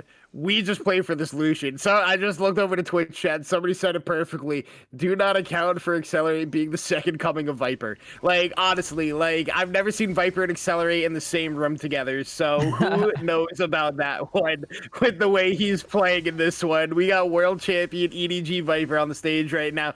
And now Accelerate just doesn't care that he's taunted, gonna pick up the turret, and then probably kill John right after. Yeah, and John going to end up dying there. Not a single kill that Accelerate can spare for his top laner. None needed, though. 100% crit on the Lucian as well. 4 completed items. And, you know, I mean, I think if you throw on a GA, a Bloodthirster, it's pretty much game over. I mean, it might be already, so I don't want to call it too early. It's 20 to 11, but all that goal differential is in that bot lane, and that's pretty much all you need. Level 14 on the Lucian, pretty much ahead of everyone levels, maybe besides the Galio on the side of John, or even with Arya at least. But it's the 1503 stat line and the 248 CS that is the most concerning part, levels aside. And you can see, too, he's likely building up that GA now for his 5th item and might be the final one of this game if he even gets to it. Oh, we get a quick pause. Not sure what this is about, but we will try to resolve it as soon as possible. Yeah, I hope it's very, very quickly. Oh, and it is. Okay, we're right back into it. I'm not sure if there's going to be a secondary pause after the first pause, as Riot still will not do anything with custom games because Riot does not care about them. But for now, it looks like we're just continuing through this one as they're going to look for a play onto a Lazy Bush, but nothing really, as Game Freak is just hovering between both lanes right now, just looking for a potential angle to use that Dragon's Descent to cinch this game for them. And, you know, there it is. I mean, perfect timing. You think it's gone, and then it shows back up. All right, Real PKers going to dish out some damage here. They do have an empowered siege minion doing a good chunk of damage on this bot lane turret. They're trying to do their best to clear it out, but you know that Khan wants to engage anywhere possible if they want to go for it. All 5 members here strong. It's going to be a 5v5 fight. Might be the final one here, but we'll see as a Lazy Bush going to go to his midway, push it a little bit. Does have to stand united to join this fight on a dime's notice if possible. John going to just get completely poked out here. Real PKers is going to take a good chunk of damage too, but should be able to run out of that no problem. No ultimates used on both sides just quite yet. And John just going to heal back up here. He has the hero's entrance to go back in. Solar Flare does land on to Accelerate, but it's not going to do too much. And because of that, that's going to be way harder to fight this second part of the fight. Now, Culling almost taking out Frost. Doesn't quite have the range, but forces Frost back into the base. And the health bars on Khan are still almost fully healthy outside of real PKers. And because of that, they could just continue to siege this up. And now with the mid lane pushing as well, and for a slight opening, they grab that bot lane turret. And here comes the Grand Starfall trying to look for the engage, but the game flashes out. Hero's entrance is going to be coming down, but it doesn't stun up anyone. Instead, they turn it back. Dragon's Ascent, Accelerate just dishing out the damage on the back line. Can't even get to the rest of the team because his whole team is just cleaning up house. That's going to be a full ace, and that's going to be game for Khan as they are staring down match point in this quarterfinals. Yeah, and I mean, it is just Accelerate the carry for the game, the MVP for this game. Like, everybody on Khan had a good game, but this guy is the reason you're putting yourselves on to match point. 16-0-6 on the Lucian. Absolutely dominant in this one, and you got to be feeling confident as Accelerate after that game, saying, you know what? Pick me, Samira, unlock Kalista, let me play that, let me be a hard carry once again, and just look at that damage graph. Oh my god. Over 4 times the damage of his counterpart, and I don't know how much I could blame Raz for that one, or maybe just for the team's decision to pick up the Kalista, maybe even paired up with Leona wasn't maybe the ideal pairings there. But that was a tough one. I mean, that draft looked a little funky right off the bat anyway for the side of Chrono Shift, and it did play out to be that case. I will say, too, Accelerate's been playing a fantastic series, right? Fantastic on the Ashe in game number 1. Was really good on the Jinx, right? But they just couldn't kill the Scion. The rest of the team just kept getting collapsed on, and he could only do so much by himself in those situations, but came back with a response in game number 3. And like I said, we're on match point. This still could go. This is a 5 games, but Chrono Shift's going to have to find a response for Accelerate in that bot lane. We're going to take a quick break, but we'll be back for game number 4.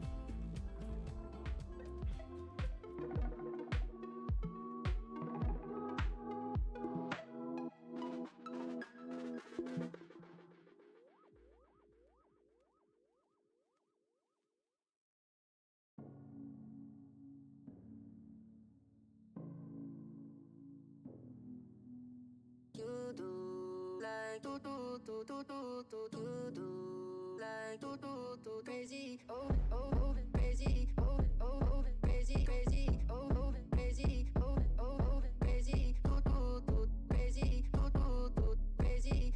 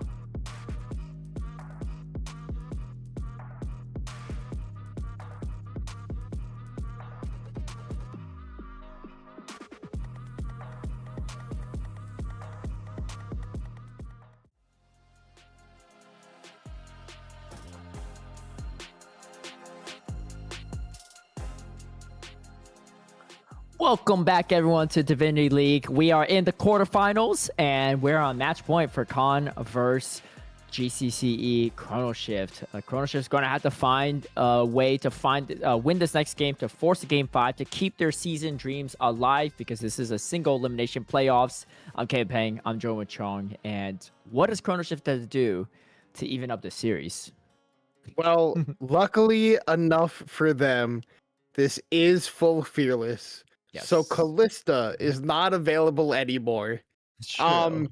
The Lucian, we don't. It's yes, it was a great Lucian's Lucian not available game, either. Yeah, but give credit where Callista, credit's due. Yeah.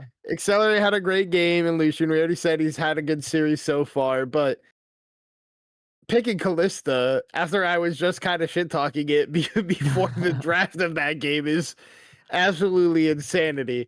But I don't know. It's kind of tough because it just felt like in the 2 games Chrono Shift lost, nobody on the team really did anything.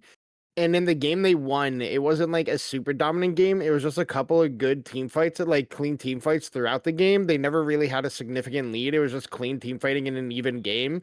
But like they have to have that again. They can't lose the early game as hard as they did in game 1 and game 3 and just make it almost impossible for them to play the game. Everybody just has to be stable. They have to outplay in the team fights like they do, and then just be able to win those late game team fights. But for Khan, it's just what you did in game 1, where it was Game Freak and real PKzer. And then in game 3, where it's Accelerate being the carry for the team and then just playing for that option. That's right. We'll see kind of how they make the adjustments throughout the series, but yeah, we got to put Raz on just a little bit more relevant, I would say, carry, or maybe even a Ziggs, right? Ziggs you can at least farm from afar and have a little bit more range. You can't pick Mel in the spot lane matchup anymore because that was picked up earlier from, I believe, Frost in a previous game. So, this has been a pretty solid series though for Khan overall. Particularly their bot lane, right? I think their bot lane has played pretty well. I think Kane died maybe a few too many times in the second game on Seraphine, but still kept Accelerate alive in most of those fights. And we'll see. Could be their final drafts, unless Chrono Shift has something bad to say about it. It's going to be Khan on the blue side, first pick. And Chrono Shift going to have that counter pick option. I'm trying to see where they will even put the counter pick, right? It might be on Frost because, especially with John being filled on that top side, might just play a safer top side tank, engager, etc. Kind of like the Galio or maybe like the Scion in a way, as we get similar bans across the board. And with lock off the field as well too, that means that one other band can be used instead, and they really do not want to see PK or Xerath, which is interesting because he must have a pretty scary Xerath. Yeah, and I mean, if I'm GCCe and okay, so this is the perfect angle for it. Malphite's available. One of his worst matchups in the Mundo has been banned away because Mundo will always outscale Malphite, and there's nothing you can do about it. You can never solo kill him or anything. And then you have Red Side 3. So you just R through the Malphite, you ban away the Silas. There's no Mordekaiser available. There's no Mundo available. The only other matchup that's like super difficult for. Okay. Well, there goes that. Out the window. You know what? They snuffed it out. Forget everything I just said. Forget everything I just said. Scrap that. Scrap that. Hey, now game 5. They're even safe for pick Malphite, you know? Now hear me out. In game 5, yes. Chrono Shift, after they win this game, they select red side again, and then they go for that plan because they don't even have to worry about the Silas ban.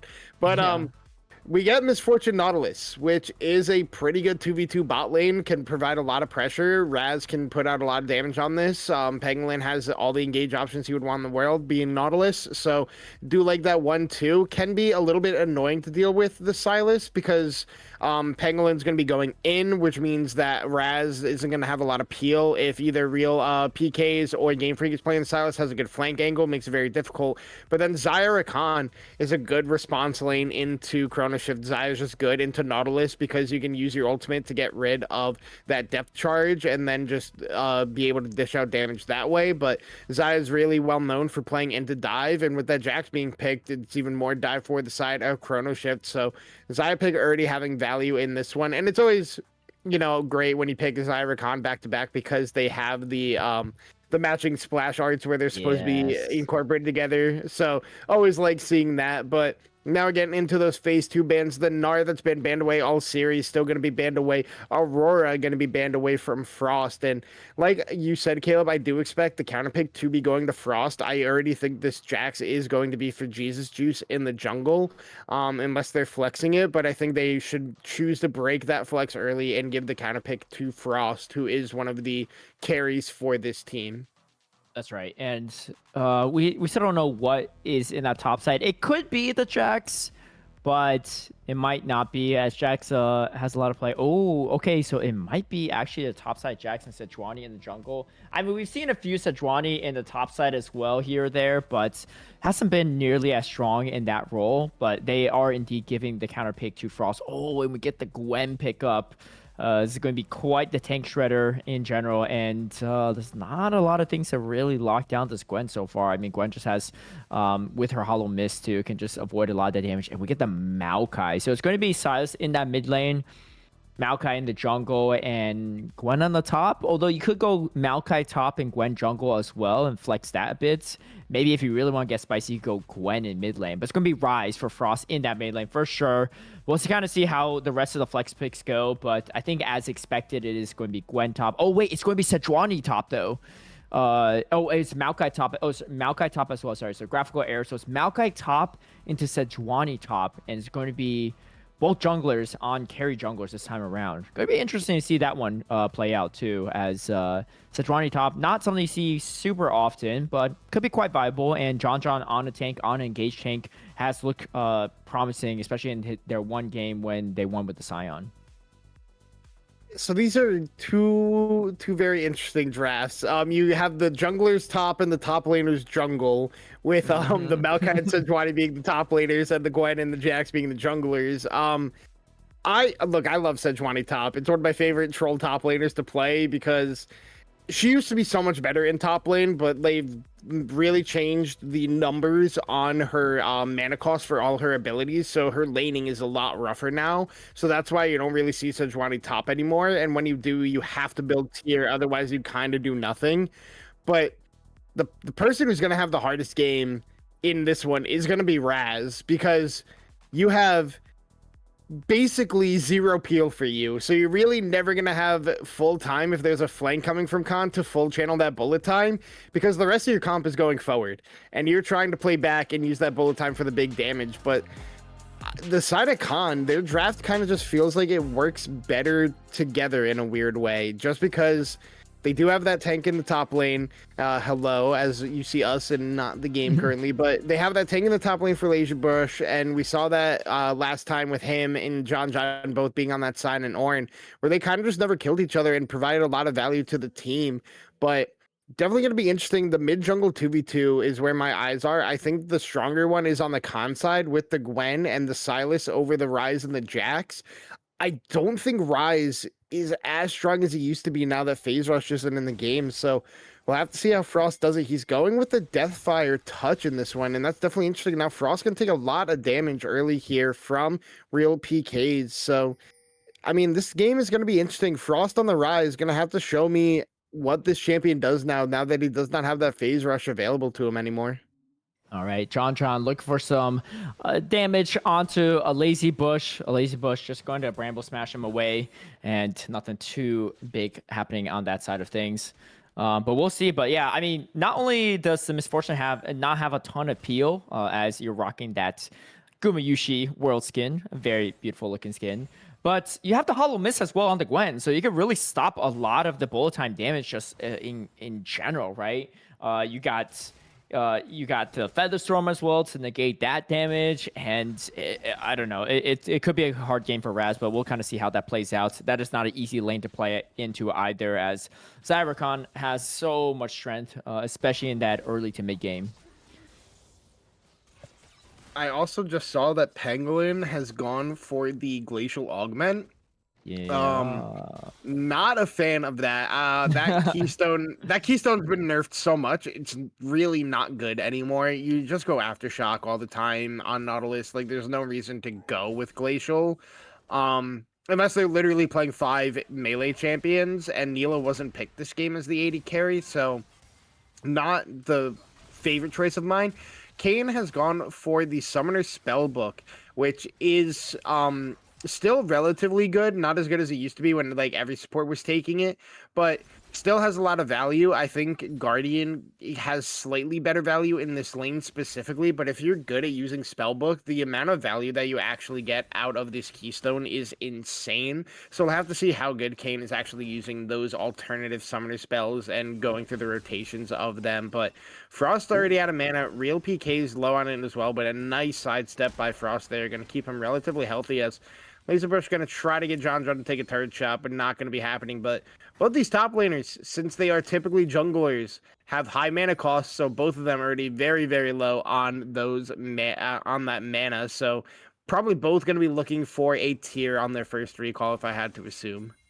All right, Game Freak here for the flank, but there is going to be Ward that spots out the J4. So Penguin, very aware of this. Raz as well. They're both full health bar, so it's going to be probably a hard dive in general, even if that's the case. Meanwhile, GCCe going in on real PKers, and real PKers dancing with a little bit of health. Oh, wait, hold on. Goes back in with the abducts, but just feeds the free kill over to GCCe. He was already out of it, but want to maybe get one more kill. I mean, even if you get that kill over, you're surely dead from Frost afterward too, but doesn't even get that. And that's going to be fantastic because you burned the flash from PKers and get the first blood on top of it.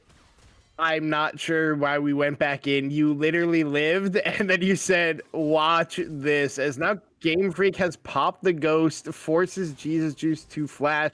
Dredgeline not going to connect down there in the bot lane, but now K9 and Accelerate going to be able to clear away the wave. Despite the early push in from Raz and Pangolin, Accelerate has a CS lead right now in this bot lane, and they get to stay relatively healthy as long as Kane is hitting those gleaming quills as well. So we'll have to see if there's every potential in this bot lane for Raz and Pangolin to be able to get that 2v2 kill, but first recalls came out from a couple members. Tier picked up by both a Lazy Bush. Oh, wait, hold on.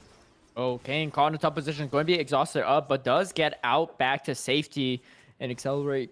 Going to get chunked to bits, but Raz is pretty much out of mana, so going to be able to do decent here. I mean, this bot lane is playing pretty well from the side of Chrono Shift, and they're trying to hang in there. They know this game is absolutely need be. Backs against the wall, have to win this game to force a game 5 to have a chance to make it further into these playoffs. And so far, it's starting out pretty good. Got the first blood, got some winning lanes. You can see real PK is going back in onto Frost, but Frost has been really good on these side steps, avoiding the abduct as much as possible and just dishing that damage back. And having that level advantage too is going to help out quite a bit, as real PK is not quite there yet.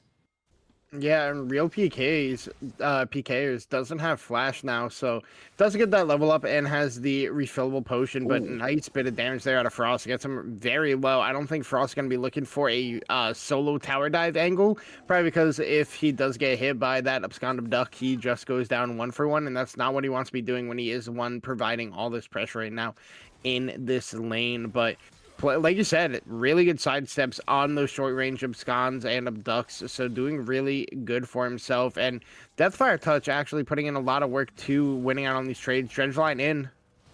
Kane going to be caught in a tough position, but here comes Game Freak going for the re-engage, forcing the flash off on the Nautilus, but here comes the counter-strike. They stun up the Rakan and the Xayah. They're going to pick up the Rakan for it. Game Freak falls afterward too. Penguin will be the one to pick up that kill. They're looking for 3 here. Can Accelerate get out of it? Flashes and no, picks up the kill as well. Could be Raz that picks that up. So much value in that bot lane. 4-0 start for Chrono Shift. Absolutely the start they need in this must-need win. Oh, and real PK is just going back in, getting really greedy for the CS, but Frost actually going to take a lot of turret shots in the process, so maybe well worth it too, allowing him to go for a better back timer. Yeah, I think if Frost almost hits that kill Q, I think if he just flash Qs, he gets the kill there. Andre, real PK probably dies because of the turret, but now there's threat on him of Game Freak, but really well played gank timer there by GCCe. Oh no, Game Freak, you're level 5 and Pangolin's here. Oh, a nice morning mist. Yeah, but going to be followed with the counter-strike and not even level 6, and that's going to be Game Freak dying, and that's a 3-0-2 GCCe on Jax. Not great. Full 100% kill participation on that jungler as well, and they look ready for the silver scrape sound. As it's still early, but it's not looking good early for Khan, for what it's worth. I mean, somebody check COD's PayPal account with how they're playing this early game so far. But jokes aside, Chrono Shift just playing this early game extremely phenomenally in comparison to.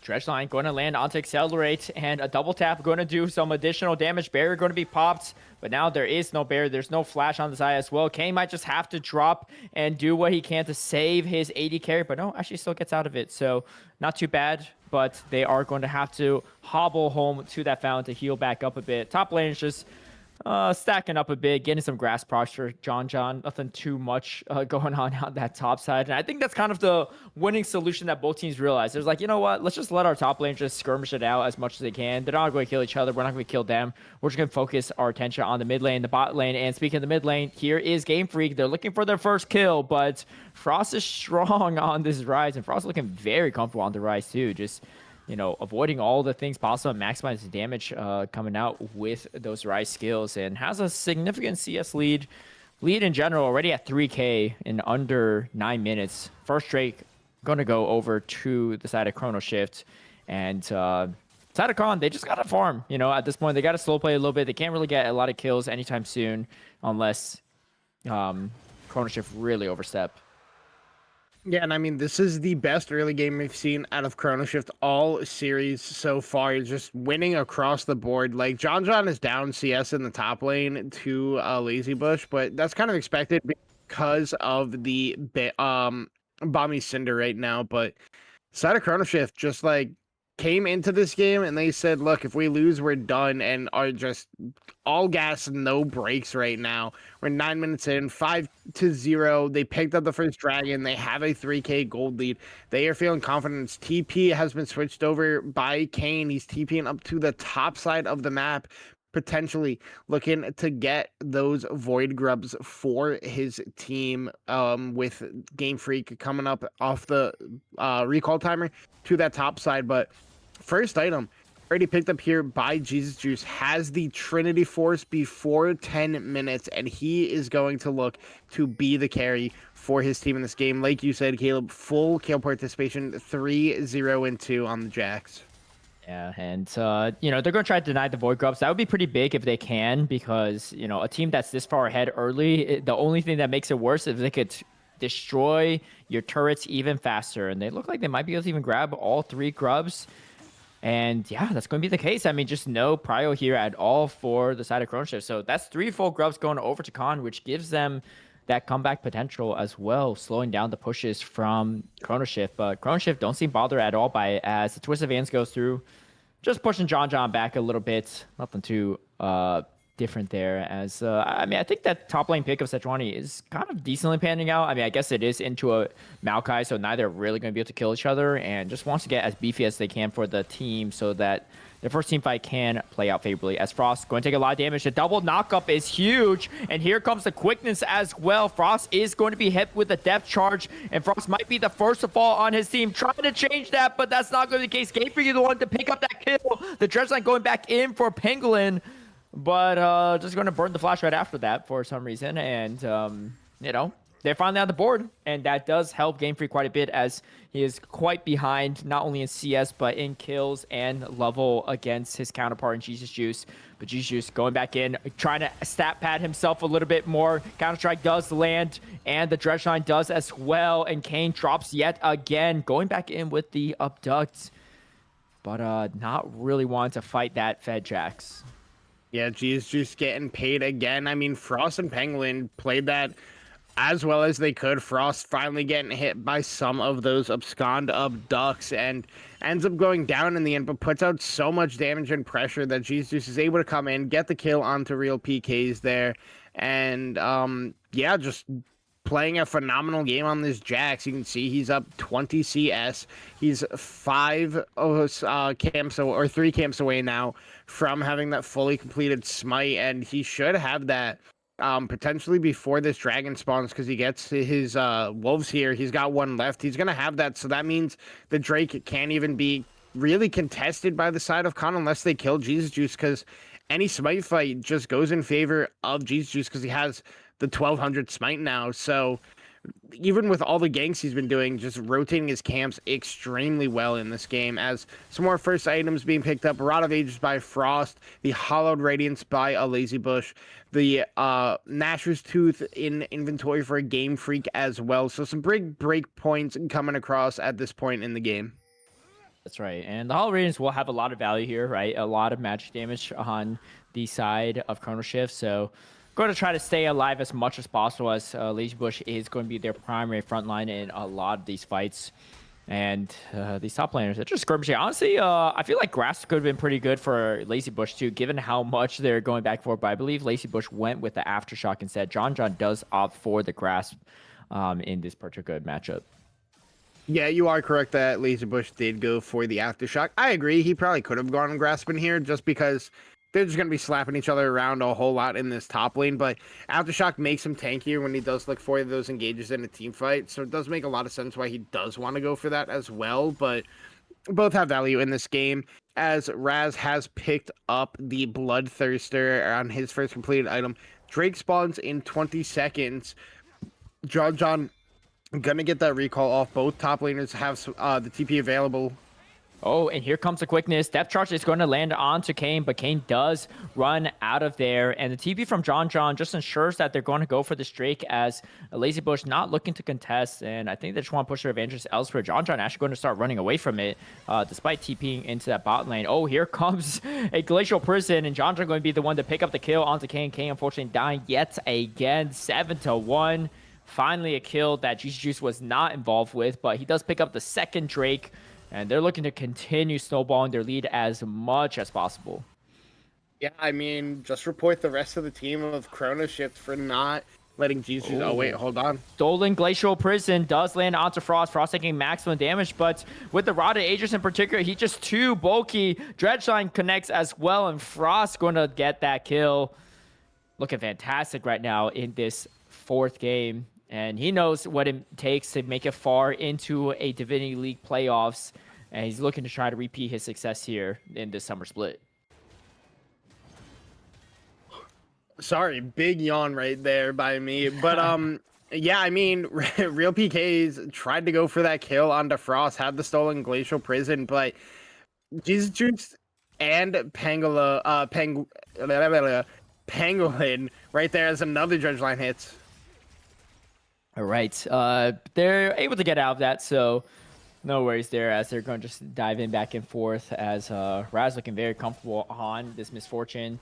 And when they're this ahead, it's not too bad. I mean, the bot lane overall is still fairly even, but they just have a lot of kill potential between these two, as the knockup does land on to Raz. But the Dredgeline, only the minion is actually perfect there. But here comes the quickness. They're exhausting up the Misfortune as well. Barry going to be preemptively popped. Blade Caller not going to land. And here comes the depth charge. Forced to flash out there. The bolt time hits no one, unfortunately. And Game Freak looking to try to take this Misfortune out. It's going to be slowed up and stunned up from the Nautilus. And Pangolin keeping the AD carry alive. Peeling as much as possible. Slowing everyone down. Landing the dredge lines. And they're going to escape with their lives. A lot committed to that one from both sides. But Summoner Spells gone on Raz for both of them. Accelerate still has the barrier. Kane still has Flash. Yeah, the fact that nobody falls down there in bot lane is just impressive out of both teams, just like playing at the absolute limits. Rift Herald in the meantime was picked up there by GCCe, but even with that being picked up, Frost gets the solo turret in mid lane by himself, all 5 plates, picking up that first turret blood as well. So has a significant CS lead, almost 50 CS up here over Real PKs as well. So absolutely dominating in that isolated 1v1 matchup, and gets paid for it as well with that full first turret. Now gonna start walking to the bot lane. They're looking for a play on to accelerate, but they...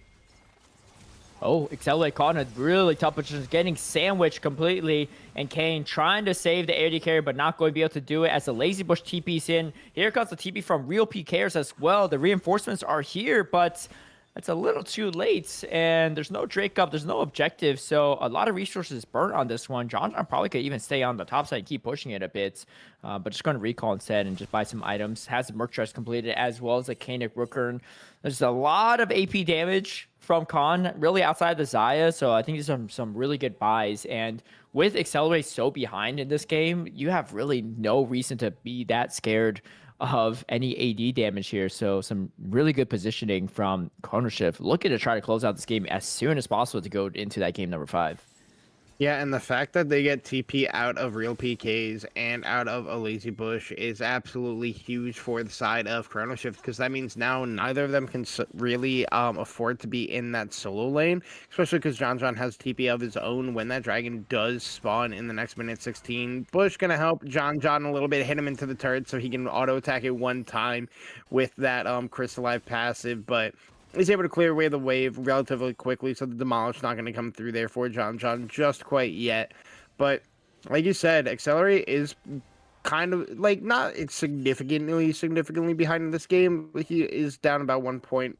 We'll call it an even 1.4k gold here, but can still put out a lot of work in these team fights just because he is on that Zaya. A lot of people are going into him. If he gets a big feather root caller, can be absolutely massive for that team fight and the rest of the composition for Khan. So we'll have to watch his positioning in these team fights and how he places those feathers, because they can be pivotal for the side of Khan to win the team fight, who are down not 7, about 6k gold right now.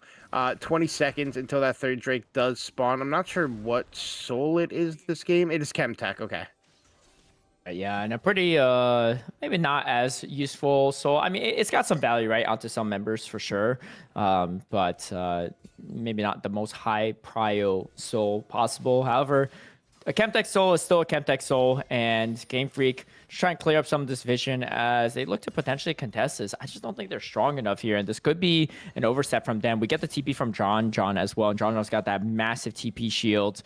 And yeah, I don't know. They had the depth charge loaded up onto Silas. Real PK is almost out of mana already too, and he doesn't really have a mana item. He has Dredgeline just going to miss a lazy push, but the bullet time is absolutely massive, getting the full channel, and this is everything in favor of Chrono Shift. People just dying so fast, they can't even get any damage out. Accelerate just sitting there and watching the rest of the team go down. Real PK is going to have to limp away as well, and I mean, they knew they're behind this game, and I think there's just no point in really contesting Drake, because not only do they lose the soul point, but they also lose 3 members and a lot of gold. And we are approaching almost 10k or about 7k gold differential now in the difference between these two teams. And that's not great. But 12-1 means that we might be queuing the Silver Scrape song soon. Yeah, and I mean, a Lazy Bush tried to get the angle for his team for that team fight, but just gets kind of torn apart in the process of just creating space and creating frontline. So much damage already available to the side of Chrono Shift, and he's kind of a wet paper bag. Even with the Aftershock, with a fully completed item, just not able to do that much. They're going to look for a play on to John here. John going to be knocked up, and John is going to be hard to kill, especially between these two members. There's not going to be enough damage. John's saying, you know what? Do it again. I'm here. I'm not even going to run away. Just goes and clears a ward. But I think that's really just been the story between these two top laners as well. Just no one could really kill them outside of a few members on the opposing teams. And with how far behind Khan is, not many people could really even kill him on the whole squad of Khan's side. Baron spawned up. I don't think they're going to go for it right away, but honestly, Chrono Shift, if they really want to push it, or sorry, I should say, yeah, Chrono Shift, they could really go for it if they want to. I think that's why Kane's so vigilant on the warding here. Knowing how far behind they are, they know that they have to potentially try to stop it or try to get value elsewhere on the map. As speaking of getting value on the map, Jesus Juice and the rest of Chrono Shift looking to grab this inner turret on the top side. 4 members strong here. We got Ryze on the bottom side, but they're going to push as much as possible. Maybe pivot over to the Baron right after this, as Game Freak is on that bottom side, so can't really contest this. They do have the Scuttle Vision, though, but I don't think they care. Yeah, and I mean, they got the quickness out of Kane as well, but Kane switches over to the Smite. TP already used here by Real PKZ, which does force the side of Chrono Shift off of the Baron, but it's just a very smart macro play by them because it leaves Frost alone in this bot lane, is able to pick up that outer bot lane turret and push in even further. So Chrono Shift looking a lot like this is their cleanest game by far, but we'll have to see if they are able to continue this momentum or if the side of Khan is going to come back, because Khan's draft, they have all the tools to make the comeback happen. It's just if Chrono Shift is going to be able to give them the angle that they are looking for to have that avenue fully back into this game at this point. As John is going to stop the recall out of Real PKZ. Yeah, Permafrost going to land two real PKers and doesn't have the man to fight that. Also 2 levels down against a Sejuani with a lot of magic resist. Not really the fight he's looking for here. And John's kind of just chilling this game. He's like, you know what? I'm just here for a good time on this top side. This top lane role don't seem too bad after all, right? Just going to farm up, get bulky, and then show for the team fights. And with his team so far ahead, it should be pretty easy pickings here. And we'll see if this bot lane of Khan has a way to carry this game or not, as Accelerate has been fantastic throughout the series. But this game, it's all Raz and the rest of the Chrono Shift. Yeah, and we'll have to see. It's kind of, I mean, there's a lot of carry potential on the side of Khan. They have Accelerate on the Xayah, Real PKers on the Sylas, and Game Freak on the Gwen. So they have 3 avenues to really attack the composition of GCCe. But like I said earlier, GCCe just not giving them that avenue. They're going to find Kane. Dredge line is going to connect, and here comes Kane dropping the quickness to get out of it, but the Glacial Prison is going to stop him in his tracks. Another kill going over to Raz. Raz is feeling personal after the last game, too. Someone heard someone say bot diff, and he said, you know, I'm going to change that narrative right here. Has the Collector and Bloodthirster completed up, working on probably the Lord Doms, maybe a Mortal Reminder, but this is going to be a Baron fully on the side of Chrono Shift. I don't think there's any steal potential here as Game Freak not even looking for it. Maybe tries to look for a pick here, but they're just, I don't know, they just can't kill any members, right? The only person that has died so far is Frost, and that was a solid 10 plus minutes ago, I feel like, at this point. And it's just all been Chrono Shift after that, as there is going to be a Nature's Grasp going to be land onto Frost, and Frost might indeed go down yet again. Can he get out of it? Forces the flash out. The Glacial Prison stolen is used onto Frost, and Frost just sustaining through so much of it. The needlework not going to land, and Frost hangs on. You can't kill him 1v3. The reinforcements are here, and Game Freak has to run away. Kane should be careful because the reinforcements are really coming through. John here, Misfortune, Nautilus, everyone showing up to protect their mid laner. And Frost, you know, even if he did go down, it wouldn't have changed too much, but he doesn't even die for that. And now he even has a Force of Nature on a Rise. 3rd item completed. So much magic resist. They know Accelerate's just so behind that they don't have to worry about this. And even if Accelerate has some damage items, everyone else pretty much has magic damage. So you just stay alive forever, and that's exactly what we saw there from Frost. And here is Dragon Soul. But Kane trying to do something here, dropping the quickness, not going to be able to do it. That's Chemtexo going over. That's 2 additional deaths on the side of Khan. They couldn't stop the Soul, and I don't think they're going to stop Chrono Shift from forcing a game number 5. Yeah, at this rate, it feels like we're going to Silver Scrapes, and I'm getting 0 sleep because Chrono Shift wants to continue the playoff run that they are able to have right now. They're looking for the play on the Frost. Staying alive through all of it. I mean, look at that. They're just fighting Frost 2v1, and he doesn't even care. Everything landed. Nature scraps and everything. Here comes a massive bolt time layered over. Kane, Real PK is going to have to run away from it. John just trouncing around, walking around inside the base, taking turret shots. Doesn't care at all. Now Frost going to take some of his own turret shots. They're trying to wrap up this game real quick as they are ready for a final 5th game. This might be the final fight. Accelerate trying to do some damage on the backline, but there's not enough damage there. And they're just tossing the rest of the members of Kane back and forth. And Game Freak has the needlework, doesn't have the damage though. And 1 Counter-Strike doesn't land, but a few whacks might be able to do it. Featherstorm going to get Accelerate back to safety. Accelerate can only sit there and watch as the rest of his base gets disseminated, demolished from Chrono Shift. And they want to make a statement in this fourth game. They wanted to hear the Silver Scrapes 19-1 in under 27 minutes. They close out game 4, and we got game number 5 on our hands. Yeah, and I mean, we were talking how dominant game 1 is for Khan. I think this is even, it's even more dominant for GCCe. I think this is the best early game they had, the best snowball we've had all series. They had the lead early and did not relent on the pressure. I think Jesus Juice was left out of 1 kill in particular. Frost on the rise. I was kind of questioning the pick when I saw it come through. Pops off, does the most damage on his team, unkillable in a side lane. They tried to 3-man dive him, and he almost killed all 3 members. Like, he played that perfectly. Granted, Khan missed a key couple abilities on him that probably would have killed him, but credit where credit is due. Jesus and Frost went crazy in this game, similar to Game Freak and real PKers in that game number 1. But like you said, Caleb, we're getting Silver Scrapes. Only one of these teams can move on, and I am curious to see which one is going to end up being. Yeah, they said Jesus take the wheel, and he sure did in that 4th and pivotal game. Cue the Silver Scrapes. We're going to take a quick break, but get ready for our 5th and final game between Khan and GCCe Chrono Shift.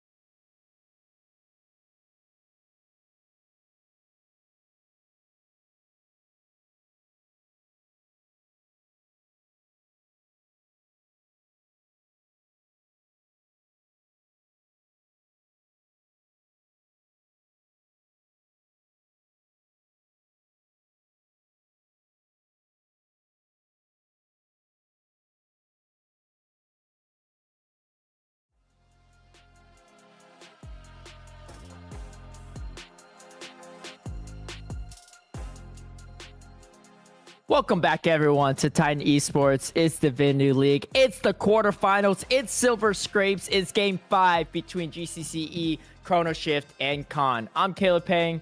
I'm joined with Chong, who has only a few more hours before he has to wake up for work. But he's hanging in there for us, so hopefully you all are too, as we know these two teams are hanging in there fighting for their tournament dreams. How you doing, Chong? I'm ready to crawl into that bed right behind me as soon as this series is over. But despite that banger series so far, first round of playoffs, first playoff series here in Titan Divinity on the stream. We're getting a full 5-gang bangerama. Cannot wait to see who comes away with the win in the end here. Like you said, Frost and GCCe, they were in I believe you said at the start of the season they made finals last season. I don't remember if that is correct off the top of my head. I think it was 2 splits ago, yeah. But, yeah, they're looking to get back to a finals, and they do not want their season to end this way, this early. But Khan, giving them a run for their money. We'll see what these drafts end up divulging into, with 40 champions now not available as we get into that game number 5. And it's going to be 10 more on top of that, a full 50. Not even half the roster anymore going to be disabled after the bans come through. So we'll see what these teams start to prioritize, because this is where some pocket picks might start to slip through, some like late game unexpected picks that these guys have been practicing in preparation for that game 5. So really, really excited to see what these drafts end up becoming. Yeah, and Fearless Game 5s are definitely a test of fortitude and mastery of champions as we go into our 5th and final game between Chrono Shift and Khan. And it's going to be Chrono Shift on the blue side.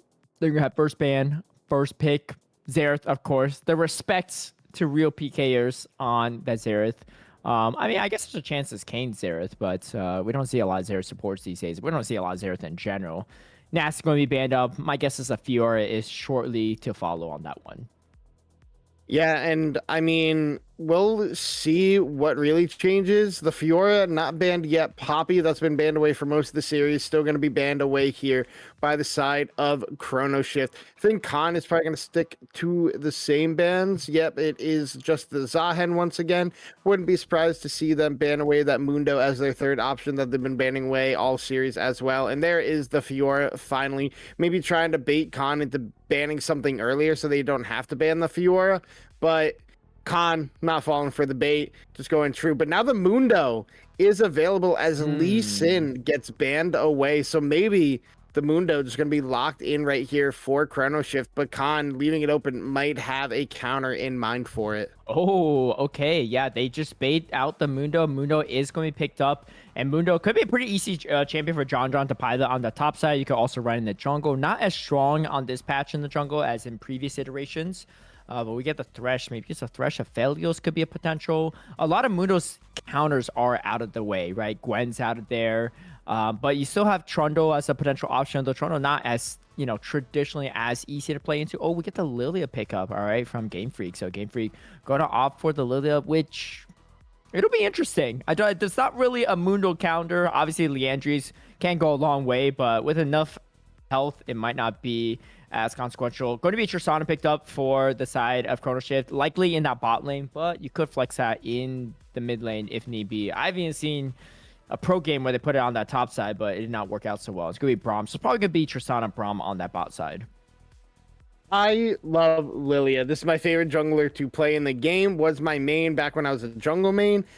Everybody knows AP junglers aren't that strong right now, so we'll have to see what Game Freak can do on this Lilia. A lot of her rough matchups aren't available anymore. I hated playing against Jarvan the most because he just puts you in the Cataclysm. It doesn't matter how much movement speed you have, and Flash is a 5-minute cooldown, so there's no way to get out of it. So was very annoying to play against, but the Gnar that Chrono Shift has been banning away is going to be picked here. Could be the answer into that Dr. Mundo, unless it is for GCCe in that jungle role. Have to see where that ends up going, as the Aurora and Orianna that were banned away last game are still banned away by Khan.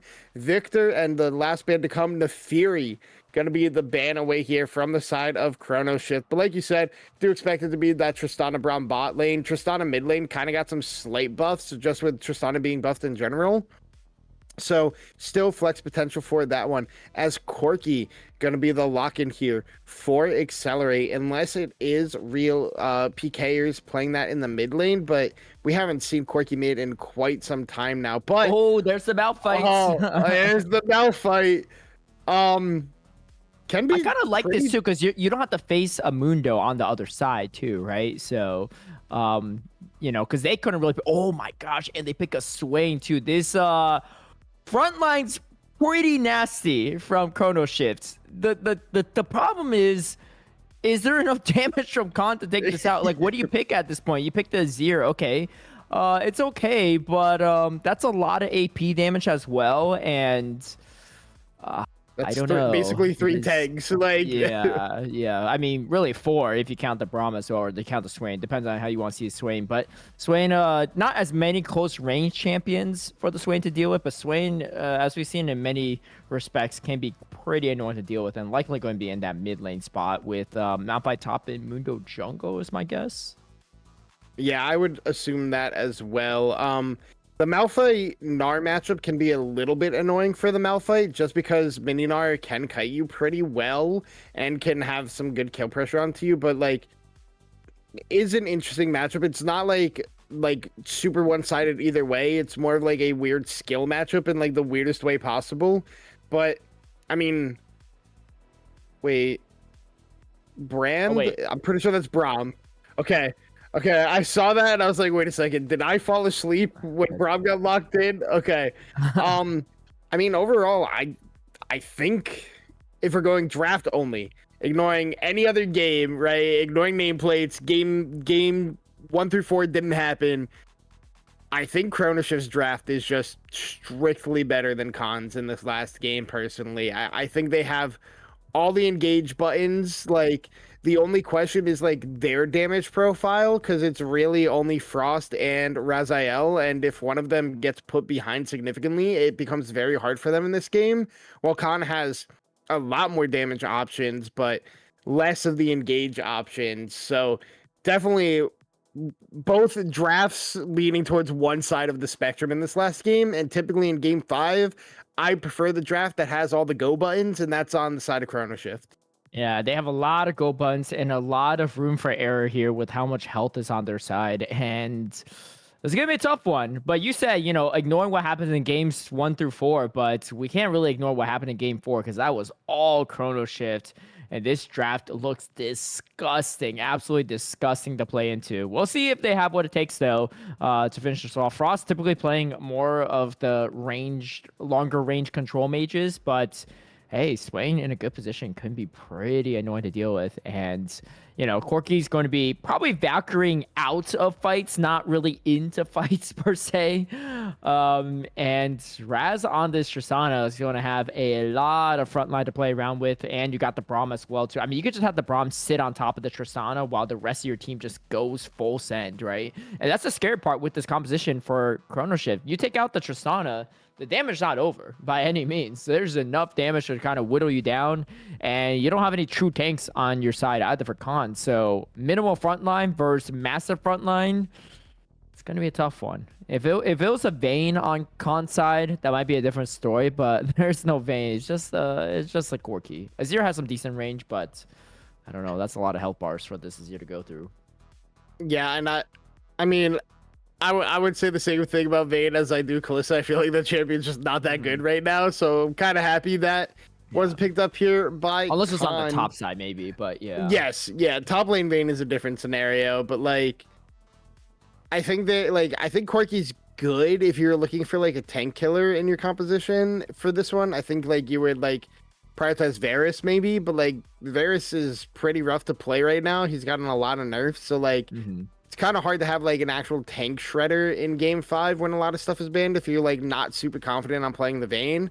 So that's where like I think like the draft from Chrono Shift just wins, because like there's no real tank shred on the team aside from Azir. But we'll have to see how these drafts play out here, as these are the final drafts for this series between GCCe, Chrono Shift, and Con. Winner gets to move on. Loser, season ends right here, and we'll see who ends up coming away with that one. And John went for Deathfire Touch on the Malphite, and I am already upset. Yeah, this is the first time. It might be the last time I've ever seen Deathfire Touch on Malphite. Usually people go Comets. You could potentially go Grass maybe, but especially in a top lane matchup where you're getting outranged, Comet is generally better. We'll see what he's cooking up there. I mean, I don't know if it really matters here with their composition and advantage, but Like full AP Malphite, that's like my only thought. yeah. But even then, Comet's just strictly better because Comet always lands out of the Q. Like anytime you hit Q, Comet is guaranteed to hit every single time. Yes. All I right, mean, we'll have to see. Deathfire Touch burn is guaranteed to hit every time you land a Q2. Technically speaking, yes. But yeah.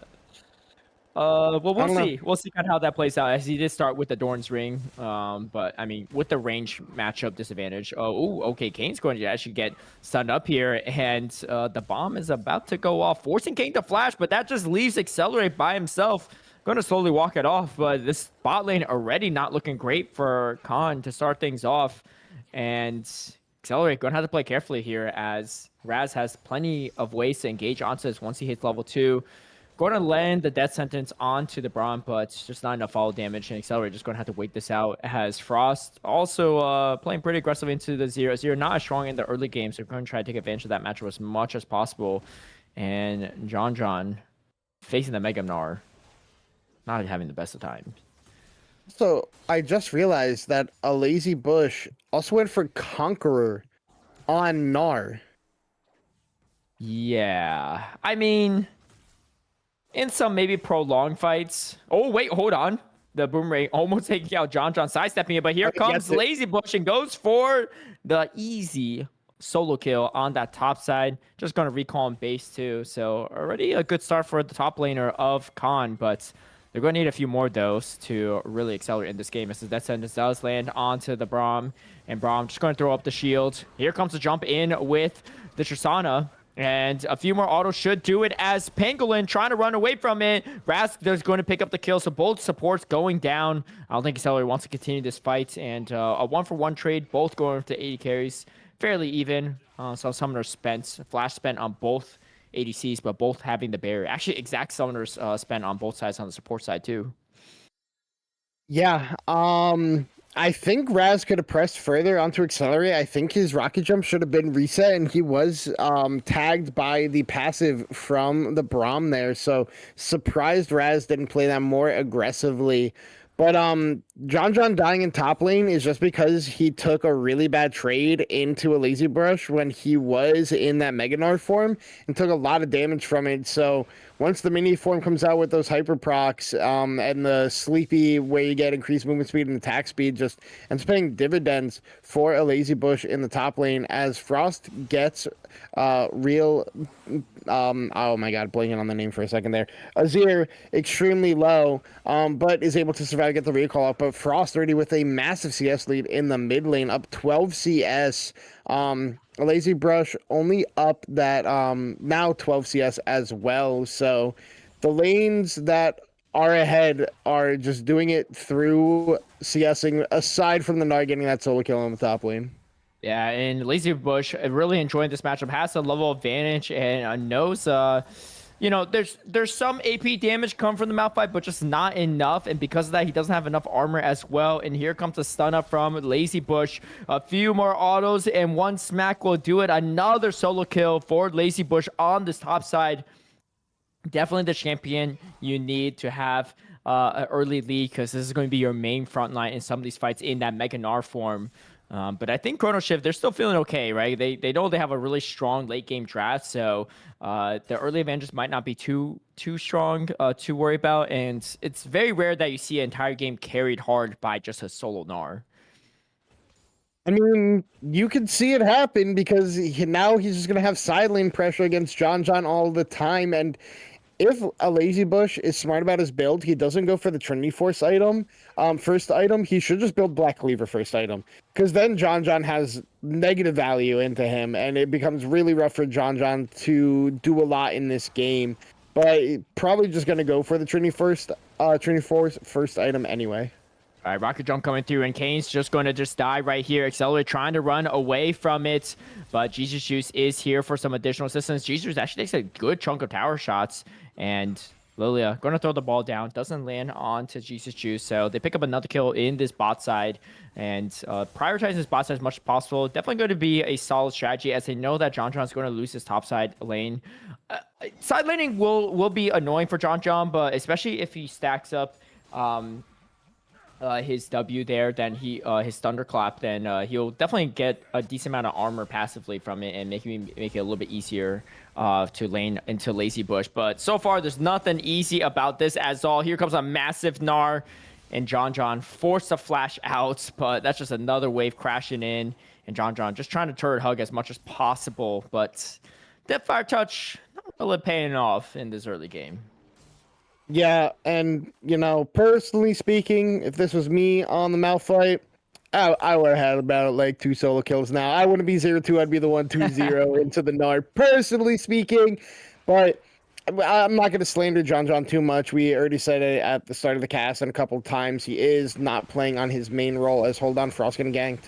All right, Demonic Sentry is going to be popped, and here comes a Shurima Shuffle, but he is absorbing as much life as possible from the matchup, but it still ends up not being enough, as Real PKers is going to pick up the kill, and Jesus Juice looking to help out, not going to be able to get there in time. However, Swain has a lot of utility, especially in the late game, so even dying there, it's not the worst, but getting a 0 online early is going to be nice, as he's going to outrange most of the champs, maybe even all the champs on the side of Chrono Shift, so going to be a key source of damage to take out some of these tanks, especially once he builds up that Leandries. Yeah, and the Ignite from Kane actually paying dividends there to be able to get that kill onto Frost, because he isn't getting as much health back from that Demonic Ascension as he is on top of the two of them. I'm not sure if Real is going to outrange Tristana in the late game, just because Tristana will constantly scale in auto attack range, as we have... Oh, no. Okay. Might be DC right here, so we're going to pause as we wait for Kane to get back into this game. Honestly, for 5 games, very little technical difficulties all the way throughout until just pretty much here and one other pause we had. So we'll kind of see how they get back into this. But looking at the different lanes, obviously a pretty sizable advantage on that top side for a Lazy Bush.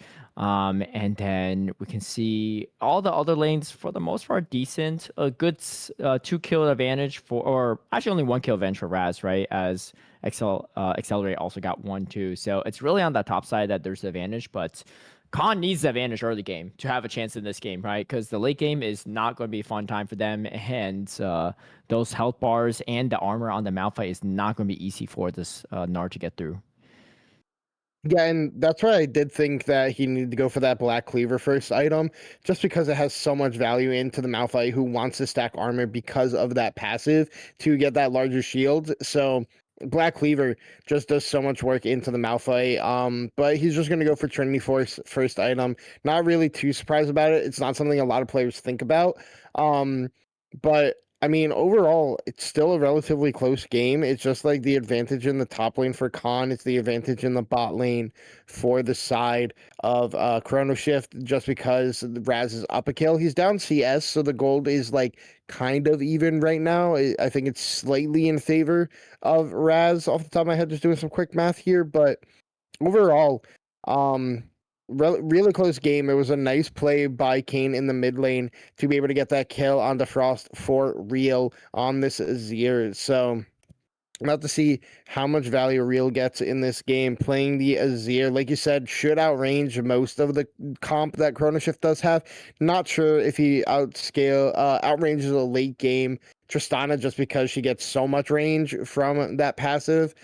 Just constantly increasing range with every level. So I'll have to see where the next play is going to be. That Drake is on the rift. We can see on the minimap ever so small. It is an Infernal Dragon for the first one, so that soul is ruled out. But despite that, a singular Infernal Drake is really, really strong. It's one of the better ones in the game, up there with the Hex Tech for obvious reasons. So we'll see when teams do choose to prioritize that one. Yeah, definitely. I mean, despite the draft difference too, like it's not like over for Khan by any means, right? Like if they hard win the lanes early and just maintain their advantages, don't give any shutdowns over, it could still be quite a hard game, right? We like Dr. Mundo is a very scary threat in the late game if he has farm, but if he's just multiple levels behind, he's just kind of a walking bag of meat in a way, right? Like he has a lot of HP, but I think that's the thing with Dr. Mundo. He's deceptively frail in certain situations as well. So we'll kind of see how that goes, as it looks like Jesus just not even going to build a Heart Seal first as his first item, which is a little bit curious as for Dr. Mundo jungle. Yeah, it's just curious for Mundo in general. It's normally his Yeah. first item, even in top lane. Like you go the triple giant spell into the Heart Steel, then into the Warmogs, and then you're like, all right, cool guys, we can play the game now. Mundo's kind of like the Shyvana of top lane, where you go top lane, you say, hey guys, survive until I get 2 items, and then we win the game because nobody can kill me. But I'm curious to see what Jesus goes for his first item. Might be going for that Protoplasm harness. Just seeing that Kindle gem in inventory. It has a lot of options to go for the first item, just off that singular one. But yeah, definitely. Hopefully, we can get back into this game soon, as it is game number 5, and I need to go to bed. Yes. I know Khan might be on a timer for the late game of Chrono Shift, but Chong's on a timer as well for his own bedtime. So we'll kind of see how that goes. But yeah, sometimes you do see a Warmogs on as a first item for Dr. Moon on the top side, but you typically don't even build Warmogs even in the jungle, just completely unnecessary. Usually you go Heart Seal to Dead Man's Plates, but looks like Juju is going to switch the narrative on that one a bit. And we'll see kind of how he builds that out. But yeah, we'll head to a quick break as we get the tech issues sorted out, and we'll be right back though for the 5th game. Oh wait, no, we are back, so no break needed. Let's get back into the action and see what turns out here. And yeah, as the 5th and final game, players know what's on the line here, and once we get the tech issues over, we should be good. Right. We should be back in shortly. We're just waiting to make sure we don't get that pause after the pause to, have you guys miss any of the action. But once we are able to go back in, we will be going back in to get the resolution of this 5th and final game between Chrono Shift and Khan. So real excited because we're not too far into this game. We're only, I think it was like 7:37 into the game. So a lot of action already, 6 kills across the board between the two teams. But overall, nothing really taken. The Void Grubs haven't even spawned yet. First Drake not claimed. But yeah, we'll see as immediately come back to Kane hitting the Q onto a minion and then... Okay. Yeah, so that was when Kane DC'd for a bit. But funny enough, it avoided him from getting hit by Brahm's spell. So maybe it worked out for him, and Penguin just anticipating that Kane will walk, but Kane just didn't move. It's an outplay DC. He's like, guys, if I DC right now, I don't get hit by this Braum Q. Yeah, it works out for him as the Void Grubs finally do spawn. Both junglers on the bot side right now could look for a potential play down there and then go into the Dragon. So we'll see what they end up doing with their pathing. As expected, Game Freak is a little bit faster on that second clear now that he does have that Faded Ashes. So should be able to get priority in the river for that next Rift Scuttle spawn. And we'll have to see as John still taking a lot of harass up here in the top lane. Right, here comes a Mega Gnar, and Lazy Bush doing whatever he can to shove this wave in. He has a huge CS lead, probably one of the biggest ones that we've seen so far at this point in time in the game and throughout the whole series. But again, John being filled on the top side isn't going to help too much there, as he does have the Bombing Cinder, so going for just standard tank with Deathfire. You know, Deathfire might not be standard, but everything else pretty standard. G's just going to be the first one to work on this Drake, actually, and they do have the position in Prio for it. Let's see if Khan's going to react or not. It doesn't seem like it, as Lilia is going to just be working on the Void Grubs instead, which is not too bad, right? Like, you don't really want a Dr. Mundo. Oh, here comes the Emperor's Divide. It is going to catch Frost in a tough position. Frost is going to be killed right there. Kane going to be the one to pick up the kill, though, so not too bad for that exchange. They do pick up the Drake, but 3 grubs is going to be picked up from Game Freak. Denying those grubs is pretty crucial. Not only do you have to worry about Dr. Mundo, but the Tristana, right? Tristana just shreds through those turrets. So getting those 3 grubs is going to be quite nice for Khan to deny that. And also, you know, Azir can really shred through turrets as well. So that's going to be helpful later on. Death Sentence going to land. Penguin should be in an okay spot. The Flake going to push him back a bit. Yeah, and a nice play in the mid lane there by Real PKs and by Kane to punish Frost once again for looking for the aggression play. The Shrema Shuffle into Kane being right there, hits the Death Sentence, flays him, and does pick up the kill because of the box. It doesn't go over to Real PKs, but regardless of that, you're happy with how the play went, as Pangolin is going to look for something.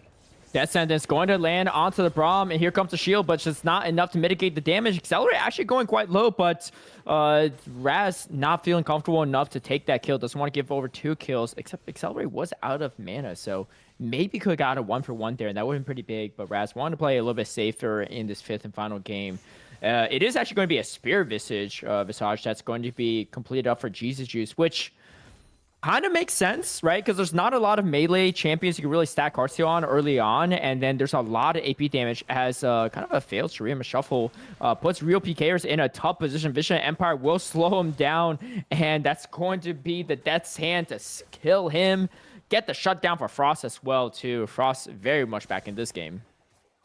Yeah, I mean, normally you do see Spear Visage on the Mundo, but it's a 3rd item. I mean, there's a lot of AP damage from Real PKs and Game Freak, but like you said, doesn't have a lot of targets to stack up. Hold on, Kane could be the one in trouble now. Yeah, Kane going to drop the Flay, and the box actually lands a Death Sentence onto Frost, but that might spell disaster as a Glacial Fissure not enough to kill Kane, so no one ends up actually going down except for maybe John, a big Gnar is going to slam him into the wall. That's 3-0 for a Lazy Bush. Definitely the player that you want a lot of this crucial goal to be on. That's going to be another wave being denied as well. Teleport is available for John, but definitely having the rough end to stick in this matchup. Yeah, and he's just going to lose the top turret here. Trinity Force, triple Void Grubs on the Gnar, comes out of Mega, gets that attack speed steroid for the sleepy time. So yeah, I mean, a Lazy Bush just being absolutely massive as Real goes in for a pretty good trade there onto Frost as well after getting hit by that never move. Just says, all right, I'll just go slightly farther forward and hit you a lot. But now GCCe and Game Freak found each other. All right, Game Freak trying to skirmish here. Conqueror is proc, but I don't know if you could get too close here. Lullaby going to be used, but GCCe doesn't care about that at all. Frost is not going to be able to survive all these turret shots, and neither is GCCe. They pick up 2 kills there. Kind of a back and forth, but the close melee range is not going to help out in some of those matchups as Game Freak just dances away, and the Emperor's Divide was massive from Real PKers to pick up those kills, and the draft might have looked good for Chrono Shift, but it's not paying off for them so well in this early game. Yeah, I mean, the side of Khan just playing an extremely strong and clean early game. You have the 3 kills on a Lazy Bush. You can see he's even gone for the Gluttonous Greaves on the Nard, not the boots I typically see coming out for him. But just constantly making plays onto Frost, just playing it extremely well and getting a lot of damage. Luckily for them, Game Freak gets a kill, but now some good damage traded back by Raz. TP coming through, the Swirl Seed not going to connect. Oh, and here comes the Lazy Bush, still in the Mega Gnar form. Oh, does land a slow onto Pangolin and forces Pangolin to flash. So, flash is grabbed from the Braum, but nothing too consequential. And grabbing the TP from a Lazy Bush is kind of nice there. Gives John a little bit of time to breathe in that top lane as he is 2 levels behind, a lot of CS behind too, and 0-3, still working on that Sunfire Cape. Yeah, I mean, you can see first items now being completed across the board. You have the Nashers for Real PKs, PKers. the Deathfire Torch for Frost on the Swade, Yuntal on Raz, Essence Reaver here on Accelerator, and also has a BS Sword in inventory as well. So a lot of damage being completed across multiple members in this game. We have the next Drake spawning in 3 seconds. I do not remember which one it is, but it is a Chemtech. So no Chemtech souls. So some potential fun souls available in this game between the the Hextech and my personal favorite, the Cloud Soul. So we'll have to see which one it ends up being, because I think a lot of different ones have a lot of value in this game for different reasons, as it is going to be a mountain dragon. And now, imagine if Chrono Shift stacks 4 Mountain Drake Dragon Soul. Yeah, John might actually be unkillable from in that Gnar matchup if that's what it comes to. But right now, he looks quite killable. Does have the Sunfire Cape completed up at least, but Lazy Bush working on the second item already. Likely going to be the what do you call it, Black Cleaver. But either way, looking like in a firm position for Khan, which is definitely what they need, right, into this composition. Swirl Seed not going to land. Accelerate, just kind of farming a little bit closer to the turret, as doesn't want to get caught out here. The bot lane for Chrono Shift has been solid, right? They're 2-0 on Raz, staying even in CS as well, but that's about it. All the other lanes are a little bit falling behind here, as GCCe working on this Rift Herald. Should be able to get it before the Gnar shows up. But Lazy Bush feeling pretty confident as he's almost in Mega Gnar range. And Real PKers going for the fight. GCCe going to pop the maximum dosage to start things off. Unstoppable Force lands onto 2 members, Game Freak and PKers, and Real PKers is going to be the first to fall. Game Freak going to have to try to dance around this a bit, but this is a 1v4 until the Gnar shows up. But even Mega Gnar is starting to expire soon, and a great counter engage from Chrono Shift to grab not only the Rift Tail, but also pick up the mid laner. Get some kills on the board as... Oh, wait, hold on. A rocket jump to avoid the death sentence, and Accelerate going to take a lot of damage, but still picks it up. And great aggro there from Kane to absorb the turret shots to avoid dying there. And that's Accelerate now, 3-0 on the Corki. Yeah, I mean, like you said, real good re-engage there by the side of Chrono Shift. John gets the roam down, hits the 2-man Unstoppable Force, and just sets it up for his team. Sadly, a couple members go down. Frost is able to go down, and then in the bot lane, in the trying to outplay 1v2 by Raz, ends up falling down, giving another kill over to Accelerate on this Corki. So, gonna be hitting that late game a little bit earlier, as luckily for John there, minions block the boomerang so it doesn't get slowed up, doesn't get those hyper passive stacks applied to him. So I'll have to see. We can see GCCe hovering the bot side right now, but so is Game Freak, both just trying to clear camp right now. Is I apologize. GCCe gonna channel that recall, take his reset. Drake not spawning for another 2 minutes and 20 seconds. The side of Chrono Shift still has that Rift Herald in their back pocket, so we'll see when they decide to use that. I think it should expire before this next dragon spawns, but I do not remember off the top of my head exactly at what time they took it. And John is catching up in levels against Lazy Bush. I think at one point in time they were both level 12 there too. So getting a little bit harder for Lazy Bush to kill him 1v1 in the lane. The score is still 10-4 though, with about a 4k gold lead on the side of Khan. But like we said, this late game is still something not to scoff at if you're them. Not going to land the wall up here, and John's going to farm under turret. But I think especially, post level 6 as well too, John can just get out of fights pretty easily. Like, he can engage with Unstoppable Force, but he can also get out of matchups here. As the Lazy Bush just dives in as Mini Gnar, trying to cut it out. But I feel like John could have potentially fought that, but just doesn't want any of that smoke. And doesn't maybe just, scar from some of that early game here, and just worried that he can't really take this 1v1. But it's getting to a point where he can at least stay even.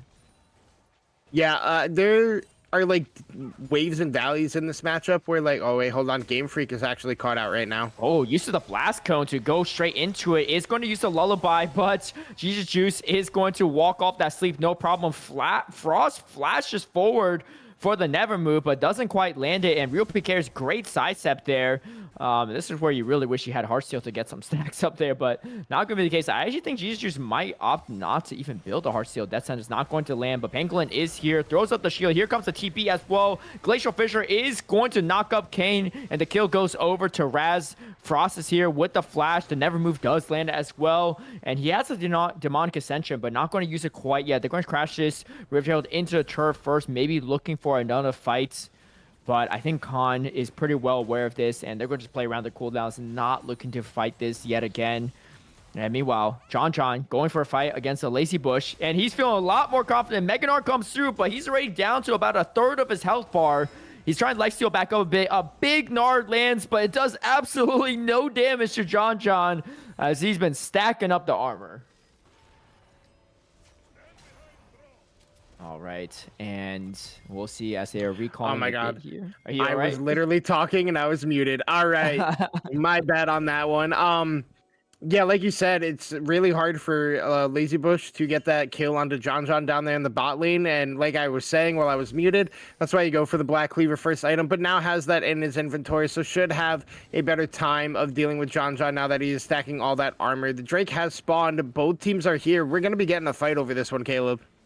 Right, and it is indeed that Mountain Drake, as this is a Mountain Soul game, and the positioning looking pretty good for Khan. They're trying to do as much damage as possible. GCCe can go in for potential steal. Never Move does land. Demonic Ascension is available and is going to be used right here, right now. Box going to be used. Pangolin going to be the first to fall, and the shutdown goes over to Raz as he picks up the jungler. But this is an absolute brawl fest, and Real PK is doing so much damage from the backline. They just can't touch him, and just John left alive. The Blast Cone dies midway. He's dead body is just on the rubble there between the river and the land above it. A fantastic fight for Chrono Shift, and they pick up a huge fight there. 4 for 1. They lose their jungler, but they get everything else plus the Drake. Yeah, Lazy Bush on this Gnar gets a lot of value in that team fight in the Mega Gnar form. He's able to pick up 3 kills of his own, and Real PKers able to pick up 2 as well. A full 5-man ace 20 minutes into the game, getting their second Drake in the side of Khan. Now off to the races, similar position that we saw them in game number 1, getting a 6k gold lead around this time, and then we're able to just slowly but surely get the game win, close it out. Yes, they were on soul point around this time now. Gonna be a bit later of a soul because GCCe was able to pick up the first Drake of the game, so we'll have to see how Khan plays this one out now. They might not want to let it get all the way to the Infernal Soul. They might want to, the Mountain Soul. They might want to try to have it end earlier than that. So we'll have to see what they do in the next 10 minutes. But knowing the way that Platinum players play the game, we're going to be getting to that Soul as John looks for the play in mid lane. Shard is going to land on a Kane, but not going to do too much. Frost got absolutely blown up in that fight too, right? Went straight into Demonic Ascension, but I feel like he wasn't even in there for that long. And I mean, there's not a lot of frontline from Khan, which means that they have a lot of damage, right? Between all their members outside of really the Thresh. And he does have the upgraded plated steel caps, but there's a lot of magic damage to contend with. Game Freak, Real PKers doing a lot there too, and Real PKers picking up the Oblivion Orb as well to really mitigate much of the healing, a lot of healing, honestly, on the side of Chrono Shift, because they just do have quite a bit. Has the Leandries to boot, so has ways to kill these really big tanks. Yeah, and we'll see if he gets more time like he did in that dragon fight to free fire those auto attacks off with those sand soldiers and do a lot. Because now Game Freak going to get hit by the Q out of Pangolin, but has so much movement speed. Probably didn't need to take the lantern. He was just out, but just goes back for it just to make sure his support doesn't feel bad for throwing the lantern. Because something people don't realize with Thresh being not as meta anymore, not having a lot of time, that lantern actually has a pretty long cooldown. So if you use it, you got to make sure it's a value one, as hold on a lot of damage coming out from Bush. All right, Frost going to be pinned against the wall by the Gnar. Here comes the wall up. Demonic Ascension finally used as a last resort, but used a little bit too late. And a Lazy Bush looking like a menace in the side lanes. It might just only be John that could lane against him in that, as Frost has just really fallen behind this game. 1-5-2. A little bit uncharacteristic from Frost, but also Swain might not be one of his top picks compared to his usual longer range mage picks. But, you know, we'll see kind of how that progresses as now John is there to relieve the duties in the side lane. But Lazy Bush already 2 levels back up over John. Death Sentence going to land onto Pangolin. Pangolin going to have to drop the shield. Glacial Fissure is going to land, and Accelerate does go down. The shutdown goes over to Raz, which is absolutely huge. Game Freak looking for some more as GCCe doesn't land the Infected Bonesaw. Has to play this a little bit safe as I don't think he has the damage to fight this Lillian. This Lillian is doing a huge chunk of damage. Look at the burn. Wait, that might just do it. And Pangolin stays a little too long. Swirl Seed and the burn damage just enough to take him out. And Khan running away with this game by bits here. Over about 7k gold lead at 24 minutes. And they're looking for more as GCCe is going to be caught in a tough position. Death Sentence is not going to land because of the passive. Has to power up the maximum doses to stay alive. But Khan feeling really comfortable in this game. Yeah, and I think a big thing Khan also doesn't understand about their competition right now is how quickly they actually do take Baron. You have Azir, Lilia, 2 really good neutral objective takers. So I'm not surprised. I'm sorry. I am surprised to see them not going for that prioritization. Oh my god, I messed up the word still. Trying to repeat it 3 times around the Baron area, but would rather, I think they want to try to get that soul over anything, because if they have the mountain soul and it isn't on the side of Chrono Shift, the less tanky comp becomes so much more tanky and makes their team fight even better because of that. As now Kane might be caught out, but it is just the side of Chrono Shift bullying their way in to set up for Vision for this objective. We'll see what happens. John taking that recall, does not have TP available, gonna get canceled. Yeah, just taking right in front. Here comes an unstoppable force to land. Going to knock up Game Freak. Game Freak gets instantly blown up. Accelerate already at half health. And here comes the TP from the Gnar. Is this a little bit too late, though, as the Emperor survived? Going to be used to flash forward from Frost. Wants to get as much healing as possible as he is in that demonic ascension. But Lazy Bush is a little too strong. Meanwhile, to pick off Kane on the other side. But the real carry is here, and that is indeed the Mega Gnar. And the Gnar not going to be enough, but oh my gosh, follows it up with the damage. Picks up a double kill. 9-0-2. A Lazy Bush has come online this 5th and final game. Looking for a little bit more back into mini Gnar form, but he still might have the damage. Has to be a little bit careful as Raz looking for a potential pick.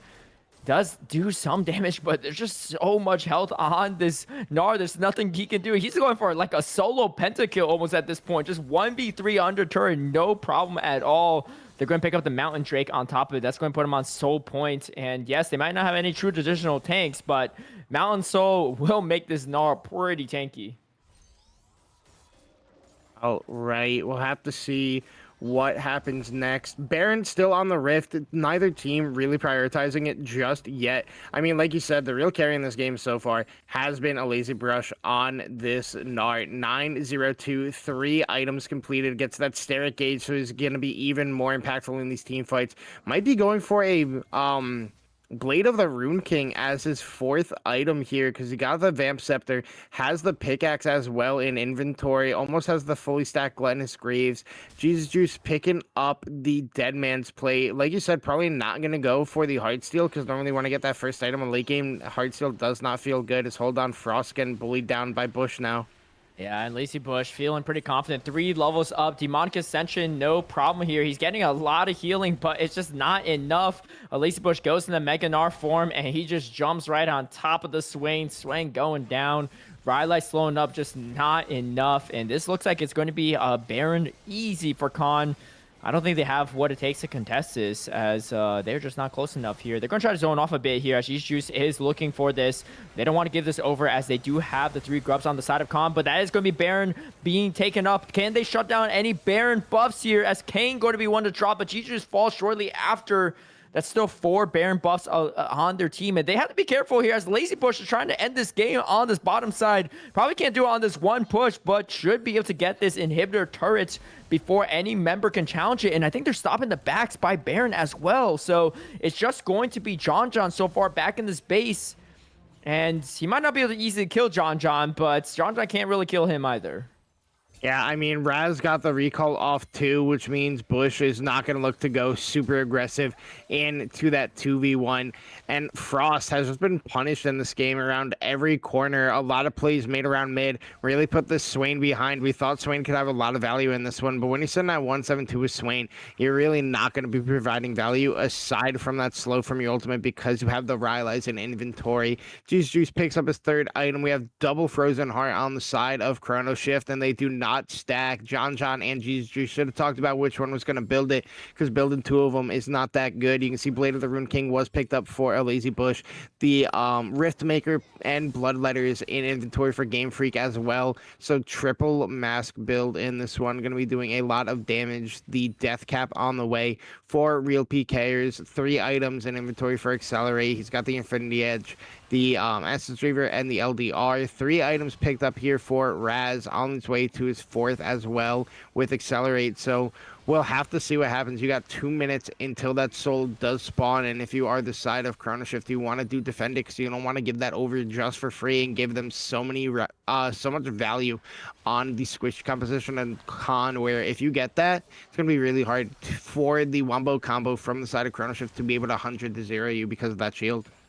Yeah, definitely. And you can see Game Freak just dance around here. Even with the never move landing, it's not a problem. With the Rift Maker, he could just heal back up a lot of it. But here, might be caught in a tough position. As you can see, the rocket jump forward. Raz, a few autos. The bomb, not enough to detonate and kill Game Freak. But that does push him away. Meanwhile, a Lazy Bush on the sideline just grabbing the bot inhibitor. And that's not going to be a fun time, because now it's going to be even hard to get prio for this Mountain Soul. And Game Freak looking for some more, already dancing around on low health, but might not be enough. Oh, wait, hold on. Demon Concession and Never Move does land. Game Freak trying to run out of it. Frost does go down. Here comes the additional fight, and a Lazy Bush just in the thick of it, doing all the damage possible. That's going to be an ace. And that might just be the game. You see the flash roar from Kane. They smell it. They know. It's been multiple hours, almost 5 hours of this gameplay back and forth. And on the 5th and final game, they have locked in, and they're looking to end it in just a little over 30 minutes. Still over 20 seconds on the carries remaining. One more Nexus turret left remaining. And this is going to be Khan coming back from a disastrous game 4. They win the 5th game and they go to semifinals. The Gnar that got ahead early is the Gnar that wins them the game late with the split push and the team fight value. A Lazy Bush having his best game of the night on the Gnar that was banned away from him all series long.